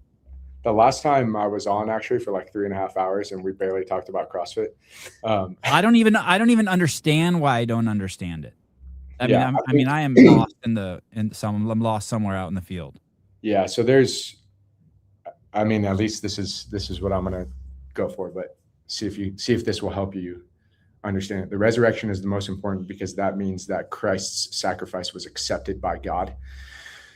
And so if you look at the whole Bible as a whole, there's an Old Testament pattern of animal sacrifices, right? And there was an unblemished lamb that had to be provided. And that goes back to an easy place to look is Leviticus 16, which is the atonement sacrifice. And that sacrifice had to be accepted by God in order to forgive the sins of Israel. Well, that is a pointing forward to Christ, who John the Baptist points out as the Lamb of God, right? Who takes away the sins of the world. And that lamb is crucified and crushed on our behalf, right? So that's the sacrifice given, the atonement sacrifice from Leviticus 16 to appease the wrath of God. If Christ doesn't resurrect from the dead, that means that God the Father did not accept the sacrifice of God the Son. But if Christ resurrects, that means that the crucifixion actually paid for the sins of those who believe in Christ. And so without the resurrection, there is no power in the crucifixion. Good Friday is useless, and sins are not forgiven. And mankind is doomed and condemned under the wrath of God. So in order to appease the wrath of God, we needed the resurrection to know that death has been defeated, that sins have been forgiven, and that the wrath of God has been appeased in his son, who lived a perfectly righteous life under the Mosaic covenant, fulfilled all of those laws, has given us the ability through the power of the Holy Spirit to follow the moral law. And that is all sealed in the resurrection. And then following that, the ascension 40 days later at Pentecost. Okay. I can intellectualize it. I just don't. Yeah, you don't understand why it's necessary because you don't think there's a need for a sacrifice for your sins to appease God. That that part I can only intellectualize too. Yeah, that part I guess I don't understand either. I don't understand the practicality of it, I guess. Yeah, I think honestly what would be awesome just for you to understand that is to really study the Old Testament sacrificial system and understand the necessity that God puts in his Mosaic covenant for a sacrifice as the atonement of sins and what that appeases. And I think until you understand that, you can't understand why Christ needed to die for you and thus resurrect. Let me ask you this. This is going to be a crazy question. This is going to be crazy. I'm going to get fucking destroyed for this. Did the lambs ever resurrect? Yeah. So if you read Leviticus 16, aren't you glad I'm asking dumb questions, Miley? You feel smart now. You're like, oh, this guy's a doorknob. Actually, there's this one. Did the lamb ever resurrect? Or no? I was going to bring up this. There's this like guy she listens to when she works out, and everybody thinks she's crazy when she does it. And here it's this guy, Billy Allsbrooks. He like, it's like, is it like rap? Kind of. It's I don't like know, motivational speeches. Almost. Yeah, but it's all like but he's gospel. Christian, yeah. Yeah, it's all like gospel preaching. So he's just like preaching the gospel over beats, and she's like working out to it. Oh, what's his name? I would love that. It's love actually that. sick. Yeah. It's Billy Allsbrooks. None of us had ever heard it before, and she's like, what's his last name? Allsbrooks. With an O or an A? It's A. A, Allsbrooks. Okay. I'm getting his album right after the show. Okay, go ahead. Okay, go on. So does the lamb go on? Sorry. So yeah, in Leviticus 16, there's two lambs. One is a scapegoat and one is sacrificed. And that represents both. One is led out into the wilderness free from the punishment. And the other one is sacrificed and accepted by God. And that represents both things in that specific ceremony. Oh, so it wasn't a dumb question. No, it was a great question. There's also a lot of resurrections that happen throughout the scripture from the Old Testament to the New Testament in terms of miracles that are pointing signs towards the final resurrection. So something that the Pharisees believed in the New Testament is that there was a resurrection of the dead for all people. So basically in foundational belief, there was an idea that there would be a resurrection of every person, not just those who believe in Christ. And that would come at the final judgment. And in the scriptures, if you read it, there's actually a debate between the Sadducees and the Pharisees. The Sadducees don't believe in the resurrection, and the Pharisees believe in the resurrection. And there was constant debate within the Jewish community in that. And so a lot of the resurrection, like faith, is tied into the story of Christ and the apostles, which is also probably worth your studying because the Pharisees believed in the resurrection, the Sadducees didn't. And so there's like an interesting reason as to why that throughout Old Testament history that I think maybe would help you in your quest to understand the resurrection. Thank you. Do you like Bible talk, Miley? Yeah. Yeah. Right. I'm still learning, so. Yeah. Yeah, me too. I feel like your dad and your sister have just really started to dig in more recently, right? Mm-hmm. I know her dad has really been digging in. Yeah. Yeah. All right. Thank you so much. Yeah, man. Miley, was that easy? Yeah. All right, 'cause I know you brought your bodyguard along. She's coming alone next time. It was actually a pleasure to have both of you. Yeah. Honestly, I was just like, if you ask me a question that I don't know how to answer, I was like, Dom can answer it. Like that game show where you have a lifeline? Mm-hmm. Yeah, perfect. I'm glad we got to talk more CrossFit this time. I like it all. I love it. You guys are wonderful. It is fun. Okay, well, one final question for Dom. This is the future right here, huh? I think so. What do you think? Yeah. We would love to win the games one day, but we don't know if that is going to happen, but we're definitely going to try. Yeah, it's crazy. Yeah. I mean, when I look at Miley and Nate, I think what's cool about them for me is like in their walk for CrossFit is I'm the only coach they've ever had. So that's pretty cool for me to like help them walk through this. Where a lot of other guys I've worked with have had other coaches and other backgrounds, which is great. And I love working with all those athletes too. It's just a different journey.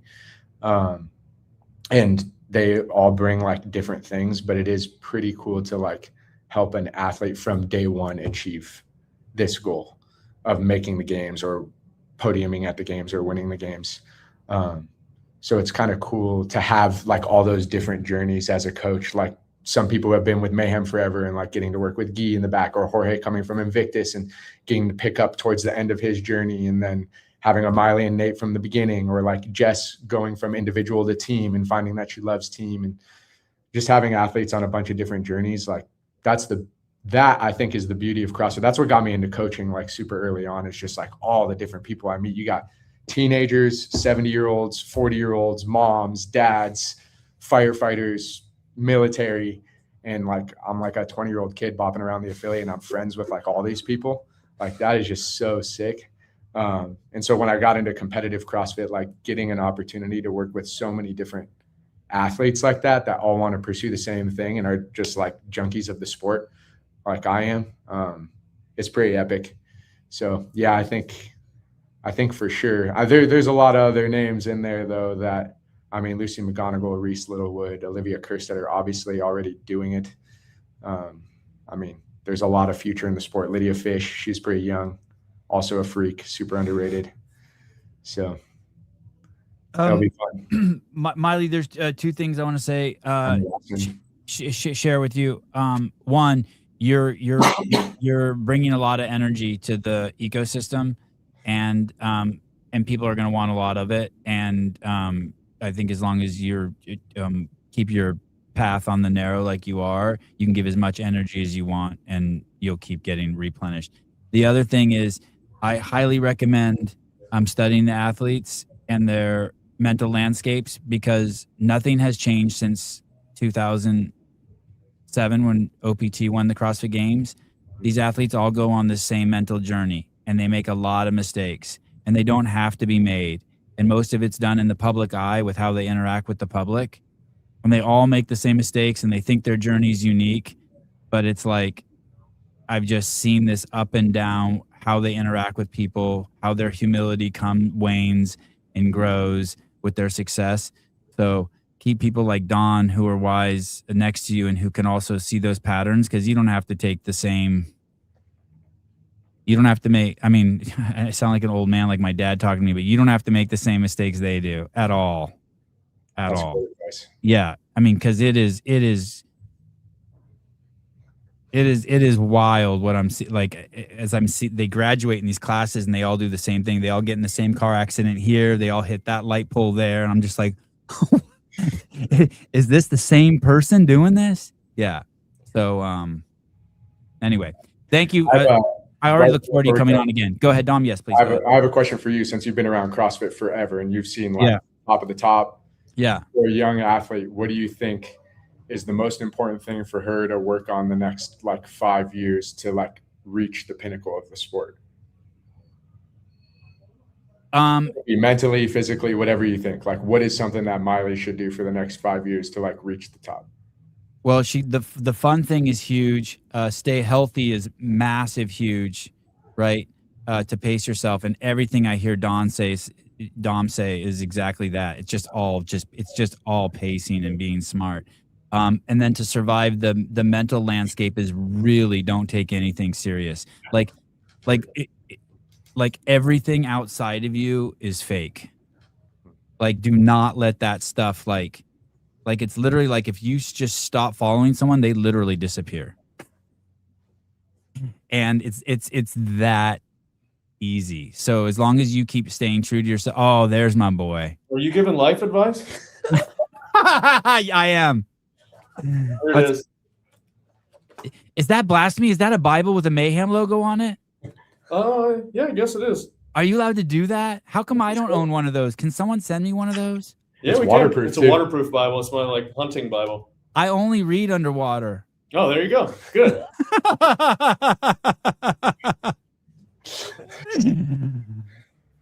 Oh, Rich, that's a new show for you. Reading the Bible with Rich underwater, and he's wearing goggles. go. Wow. Underwater basket weaver. A verse, I just hijacked your show. Sorry. Wow. a verse a day underwater. I don't want. It's not about me. It's about her. Miley doesn't even know who you are. No, she doesn't. It's fine. I was thinking about that. She doesn't I even like know it who Rich that way. Frowning is.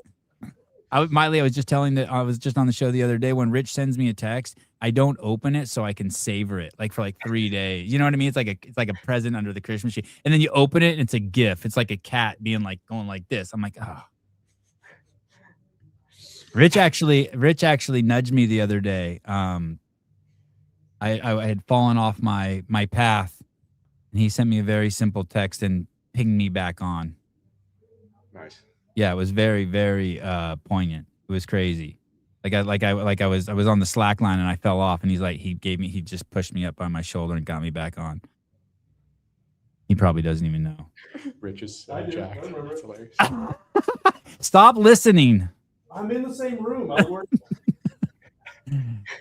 Yeah, just stay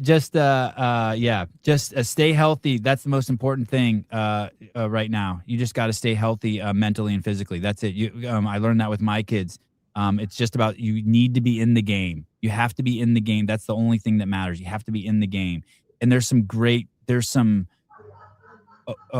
and success should not be determined by winning, because there are some amazing people. You can see Josh Bridges. Now we have Colton Mertens. There are these people who have really done so much in the sport without ever winning the games, and they've just been such a huge inspiration. And it's pretty awesome.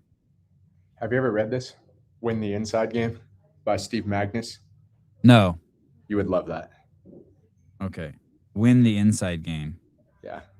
He's actually like mostly like a running coach and stuff, but it's great. Oh, sorry, Miley. One more question. What's the worst injury you've had? Like doing CrossFit. Or just in general in your life. I've only broke one bone. It was my arm on a hoverboard. Oh. Yeah. Wow. So I think learning juggling is important for you. Those are pretty easy to ride. Even I can ride one of those. Well, I was getting chased with a water gun, so Oh, okay. faster, and when I did, I just fell. How old were you? Probably 10. I was figure skating at the time. Okay. Well, that I guess that will be a challenge for you. Animals, like being injured, is a massive challenge. Yeah. All right. Hopefully that you never have that one. Yeah, Rich is jacked. God, I know. Rich is so jacked. What color hair are you going with at the games? Pink. It's gotta be pink everything. Maybe I'll go pink hair at the games. I don't approve. All right. You're gonna fix me, Miley. I'm gonna drop my judgment of people with pink hair. You screwed it all up. You screwed it all up.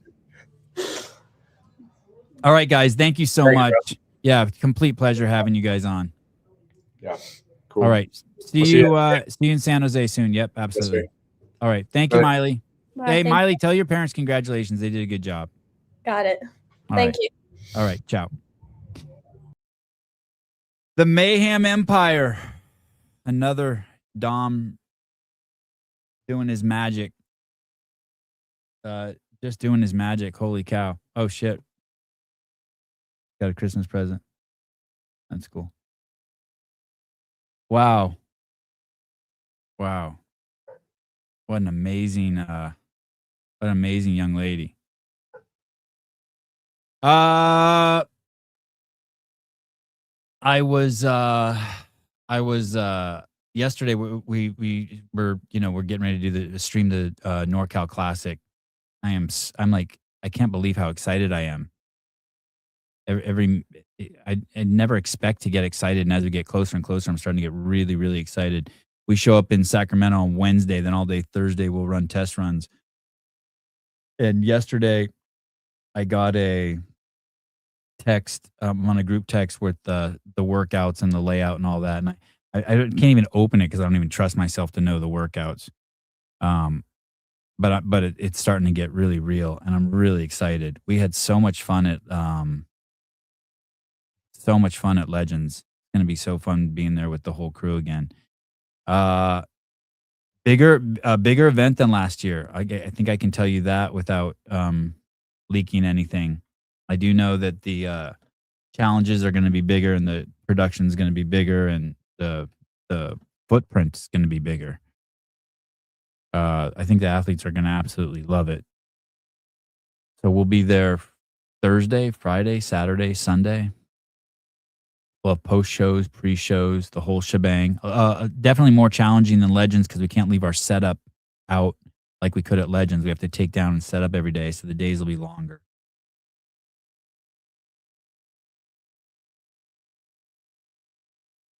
Ouch. Probably shouldn't have bit that nail off. I'll bring a Dom a Jesus shirt to Syndicate. Oh, awesome. You know the two Jesus shirts you sent me, that was for Jay Vera saw me wearing them at Legends and asked for them. And I said, okay, I'll get you two. Everyone loves that shirt. I love that shirt. Damn, I just bit off a nail and my finger's bleeding. I haven't done that since I've been a kid.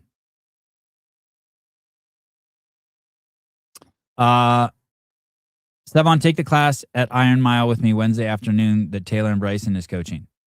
No. Oh, Wednesday after. Oh. No, I can't do. You guys, last time I did a workout with you, I got injured. Remember that? I'm just doing Murph prep now. Yesterday, I actually didn't work out, which is crazy for me. Crazy. I actually didn't do anything. I was so tired yesterday. Yesterday was such a crazy long day. Who did I have on yesterday morning? I can't remember. I'm also pretty excited for Torian Pro this weekend. I really want to get on the Bailey Martin train. I am on the Bailey Martin train.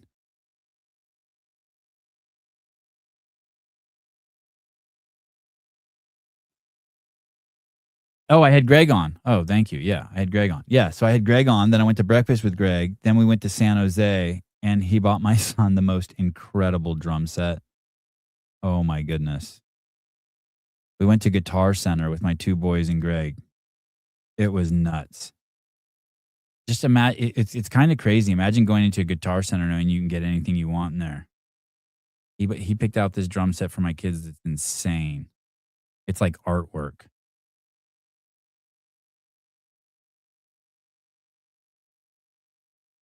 How many good athletes are there out of Australia? I was thinking about I should do like a whole Australian series. I guess it doesn't have to be athletes. It can be affiliates too. What time was it in Australia yesterday when I went on? I was thinking like Wednesday should be like, what if I just did Australian Day? I was talking with Souza about that this morning before the show. Maybe I should just do like Wednesday. What time did I go on? 4 p.m.? Yeah, cymbals too. The whole dude, it's the craziest drum kit. It's the craziest drum kit. He even got a special chair for the drum kit. I didn't even know there was a special chair.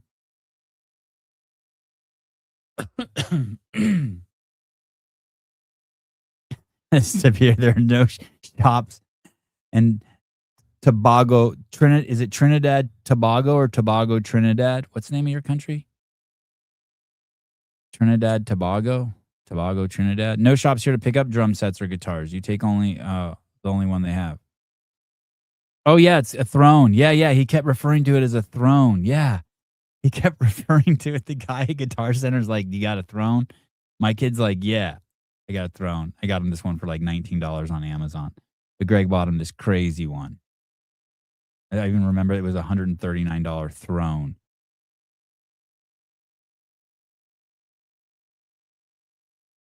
Okay, 4 p.m. my time is 9 a.m. next day in Australia. Okay. Trinidad Tobago.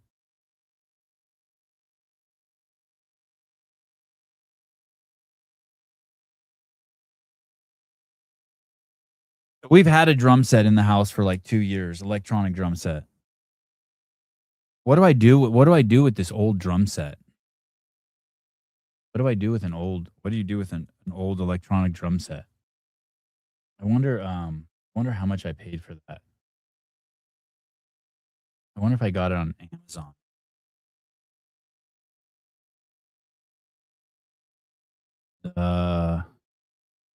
No, I must have got it at B&H. What do? I don't throw it away, right? Can't just throw away a drum set. Someone live in the area that wants a drum set? My order from. I'm looking on B&H website, my order history. Oh shit, this thing was expensive. One of the pedals alone was $500. A Cobra Duo Glide Twin kick drum pedal.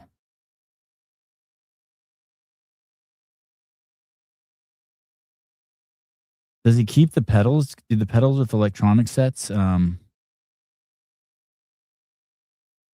mix with non-electronic sets?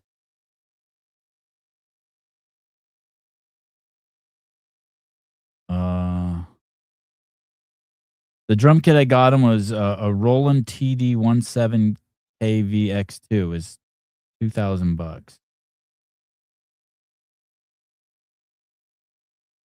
Damn, and the amp was $500. I spent too much money on this kit.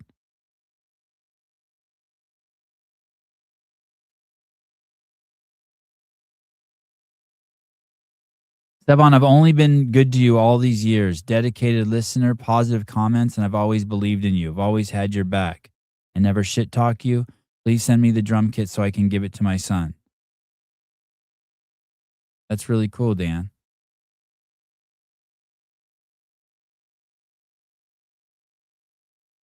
Oh, the pedals work fine to get. Wow, okay.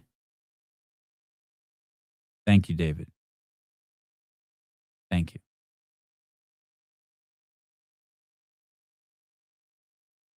Thank you. I don't know if it's blasphemy or not, but since Don's not here, I guess I can say it. I'm an alchemist.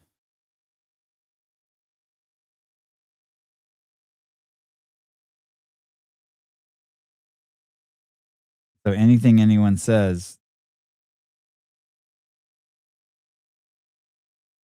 I don't even know what that is that you sent me, JR. I have no idea what that is. No idea what that. I don't even know what I'm looking at.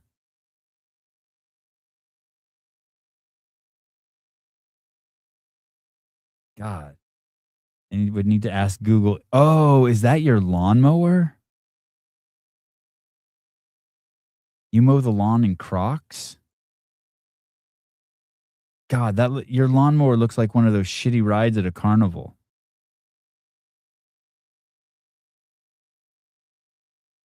It's crazy.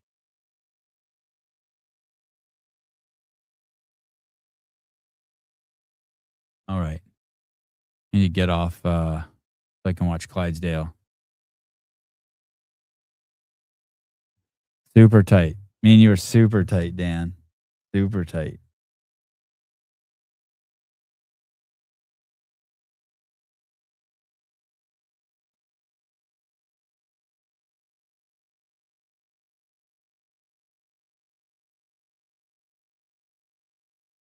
Okay. One final thing we should do before we go. Billy Alsbrooks.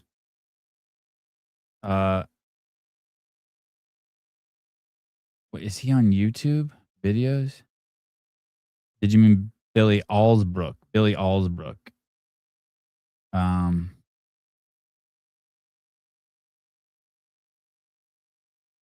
Let's see. This is the guy that Miley listens to.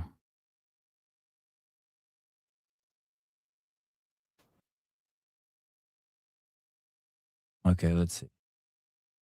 Oh, he's like a sports preacher. Far greater than any resistance you face. We get up off the ground because that's who we are. We keep coming because that's who we are. We never quit because that's who we Oh, it's got a ton of CrossFit footage in it. This is a trip. Is this guy a CrossFitter? Wait, let me go to this guy's Instagram. What's his name? Billy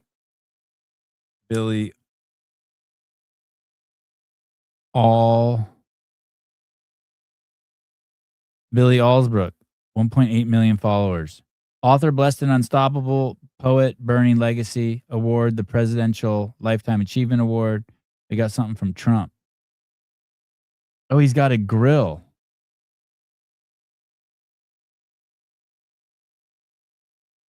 He's got a grill.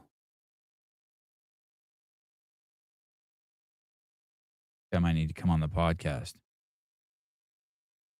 Let's pick, what's he have pinned? Does he have something pinned? Let's see. right now. Defeat cannot crown itself. Victory and defeat both need your permission. Now listen, rule one to being a champion. Get up off the mat. I say somebody needs to hear this one. Listen, it's not about your intentions, what you intended to do. It's what did you actually execute. Like for today, I'm going to give you a great example. Oh, this is what I do too. Today I went to the convenience store looking for old bread because I was on my way to the park to pray. I don't do the praying part so much because I'm always praying. I don't go somewhere to pray. And I wanted to feed the ducks and turtles like I did before. Oh, yeah, like you did. I like doing that. You guys do that? Get old crackers? Sometimes I just buy saltines. All right. Hey, champion! What are you running from? Today is the day of ownership. What you need to own today? Listen. Today, I had all my breakthrough clients own where they were at. All of them had to get on the scale and take a picture of where they just got off that call. Breakthrough 90. We had the first. Tonight's the night. Breakthrough 90. Start 7 p.m. Day 81. Just coming out of the gym. All right.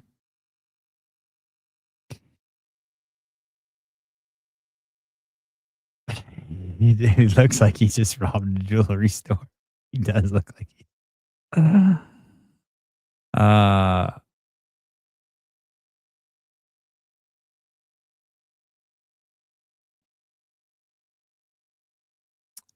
Speaking of lawns, where can we see Travis' beautiful lawn? Everyone keeps talking about it. You think he's a Nike Monarch guy or a New Balance?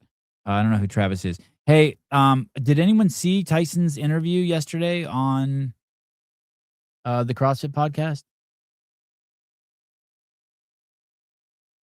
That was with Chase, right? As his agent, I need to make sure I see that.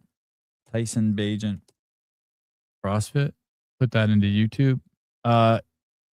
2 years ago, 1 year ago. Oh, 20 hours ago. Oh, here we go. Oh, it's a long show.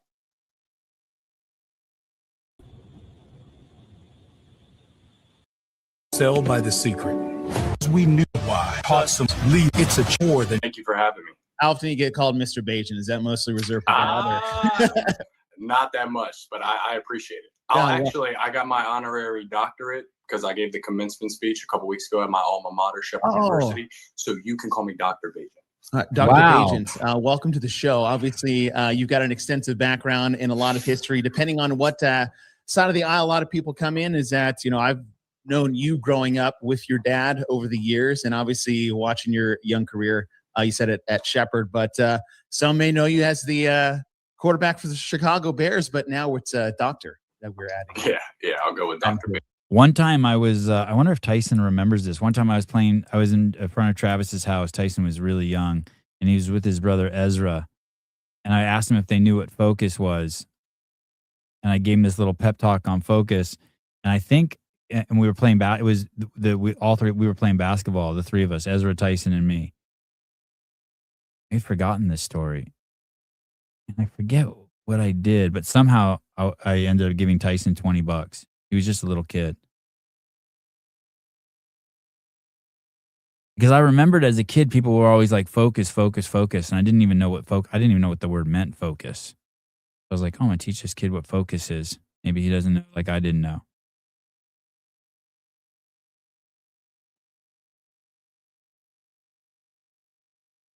All right. I'm going to have to give that a watch right now. Tyson is awesome with Chase. You know who he's awesome. Chase seems like he's really relaxed too. You know what I heard was amazing was the interview yesterday with Dave and Sierra Meja. I saw the clip. She looks awesome. I need to have her on. I don't think I've ever had her on. She looks so cool. Dan, I'm sending the drums to your house today. Yeah, thank you for the reminder. Thank you for the reminder. All right. Today's Thursday. I'd love to do a show with Taylor today on the Sevon podcast. She's fire. She is good, huh? Wow. Even David says so. Wow. Okay. Yeah, she seemed cool. She talks so crazy fast. I watched it this morning. Yeah, I need to have her on. I texted Dave yesterday. I was like, "Hey, is she as cool as she seems on the show?" And he said cooler. He never says nice things about anyone. Doesn't say bad things, but he'll just be like, "Oh, it was good. It was okay. It was okay. It was okay." He said it was great. He liked her. Oh, you want the drums? Do you really want the drums, Travis?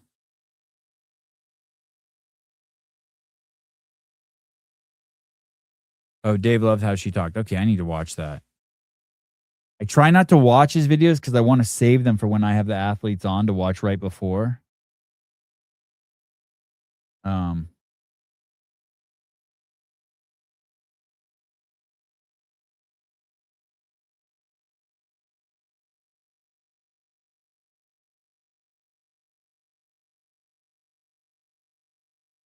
Get the Zildjian hickory dip drumsticks. Play drums for 10 years. There's no way in hell I'm mailing the amp. I think the amp we're keeping. Oh, yeah. Cause, although we have 2 amps now.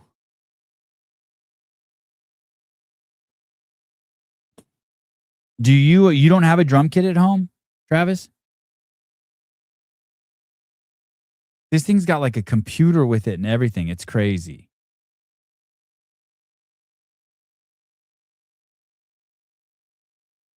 I wonder how much it would cost to mail that to you. I wonder if you would like an electronic set.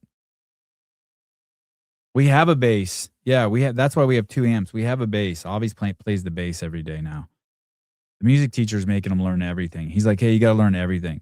I told him, I'm like, "Hey, I just want him to do whatever instrument will get the most chicks." And he said, "Well, I don't teach singing." But he said they should sing.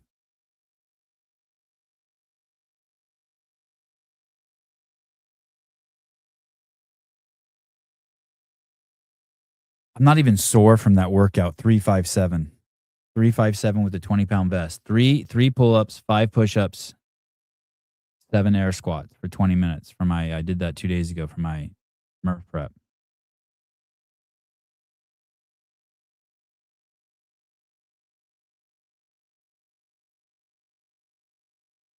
Yeah, I only have room for an electric set. Yeah, I was wondering, is the I can't tell the big drum. What's that one called? The kicker or whatever. That drum is so huge compared to the electronic one. I'm not sure if the space we have where the electronic one was, the other set's going to fit there. I'm not sure what's going to happen.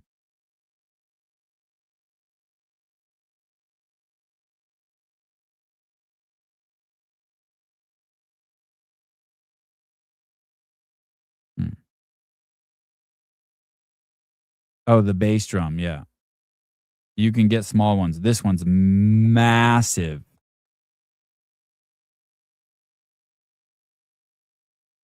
Massive. I could climb into it. I'm not even joking.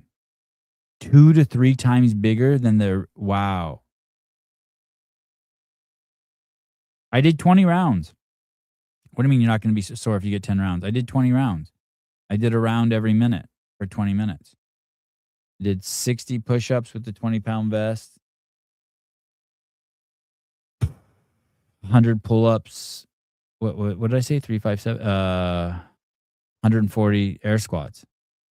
I'm not even a little bit sore. Or I'm injured, but not more injured. Just my standard injury.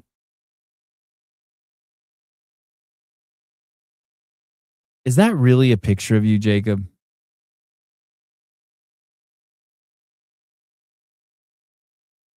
So I have some.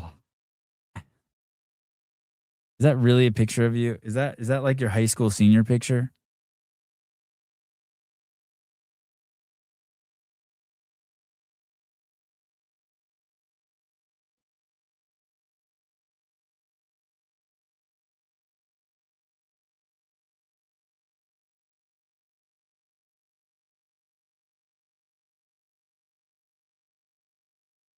You guys want to hear a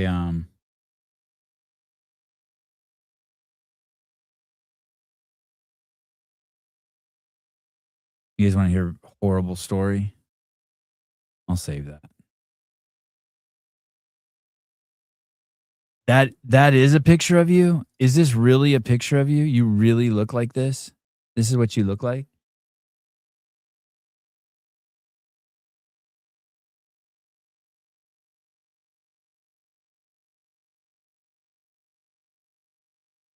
And the picture of Dave shared with you and Greg at dinner, was that you playing Clash Royale on your phone? Probably. I want to play a game right now. You guys are cutting into my Clash Royale time. All right. I will Sevi could hide in Jacob's beard. Yep. Give his beard lice. I will see you guys on one hand, fuck you, on the other, roast me, please. Oh, man.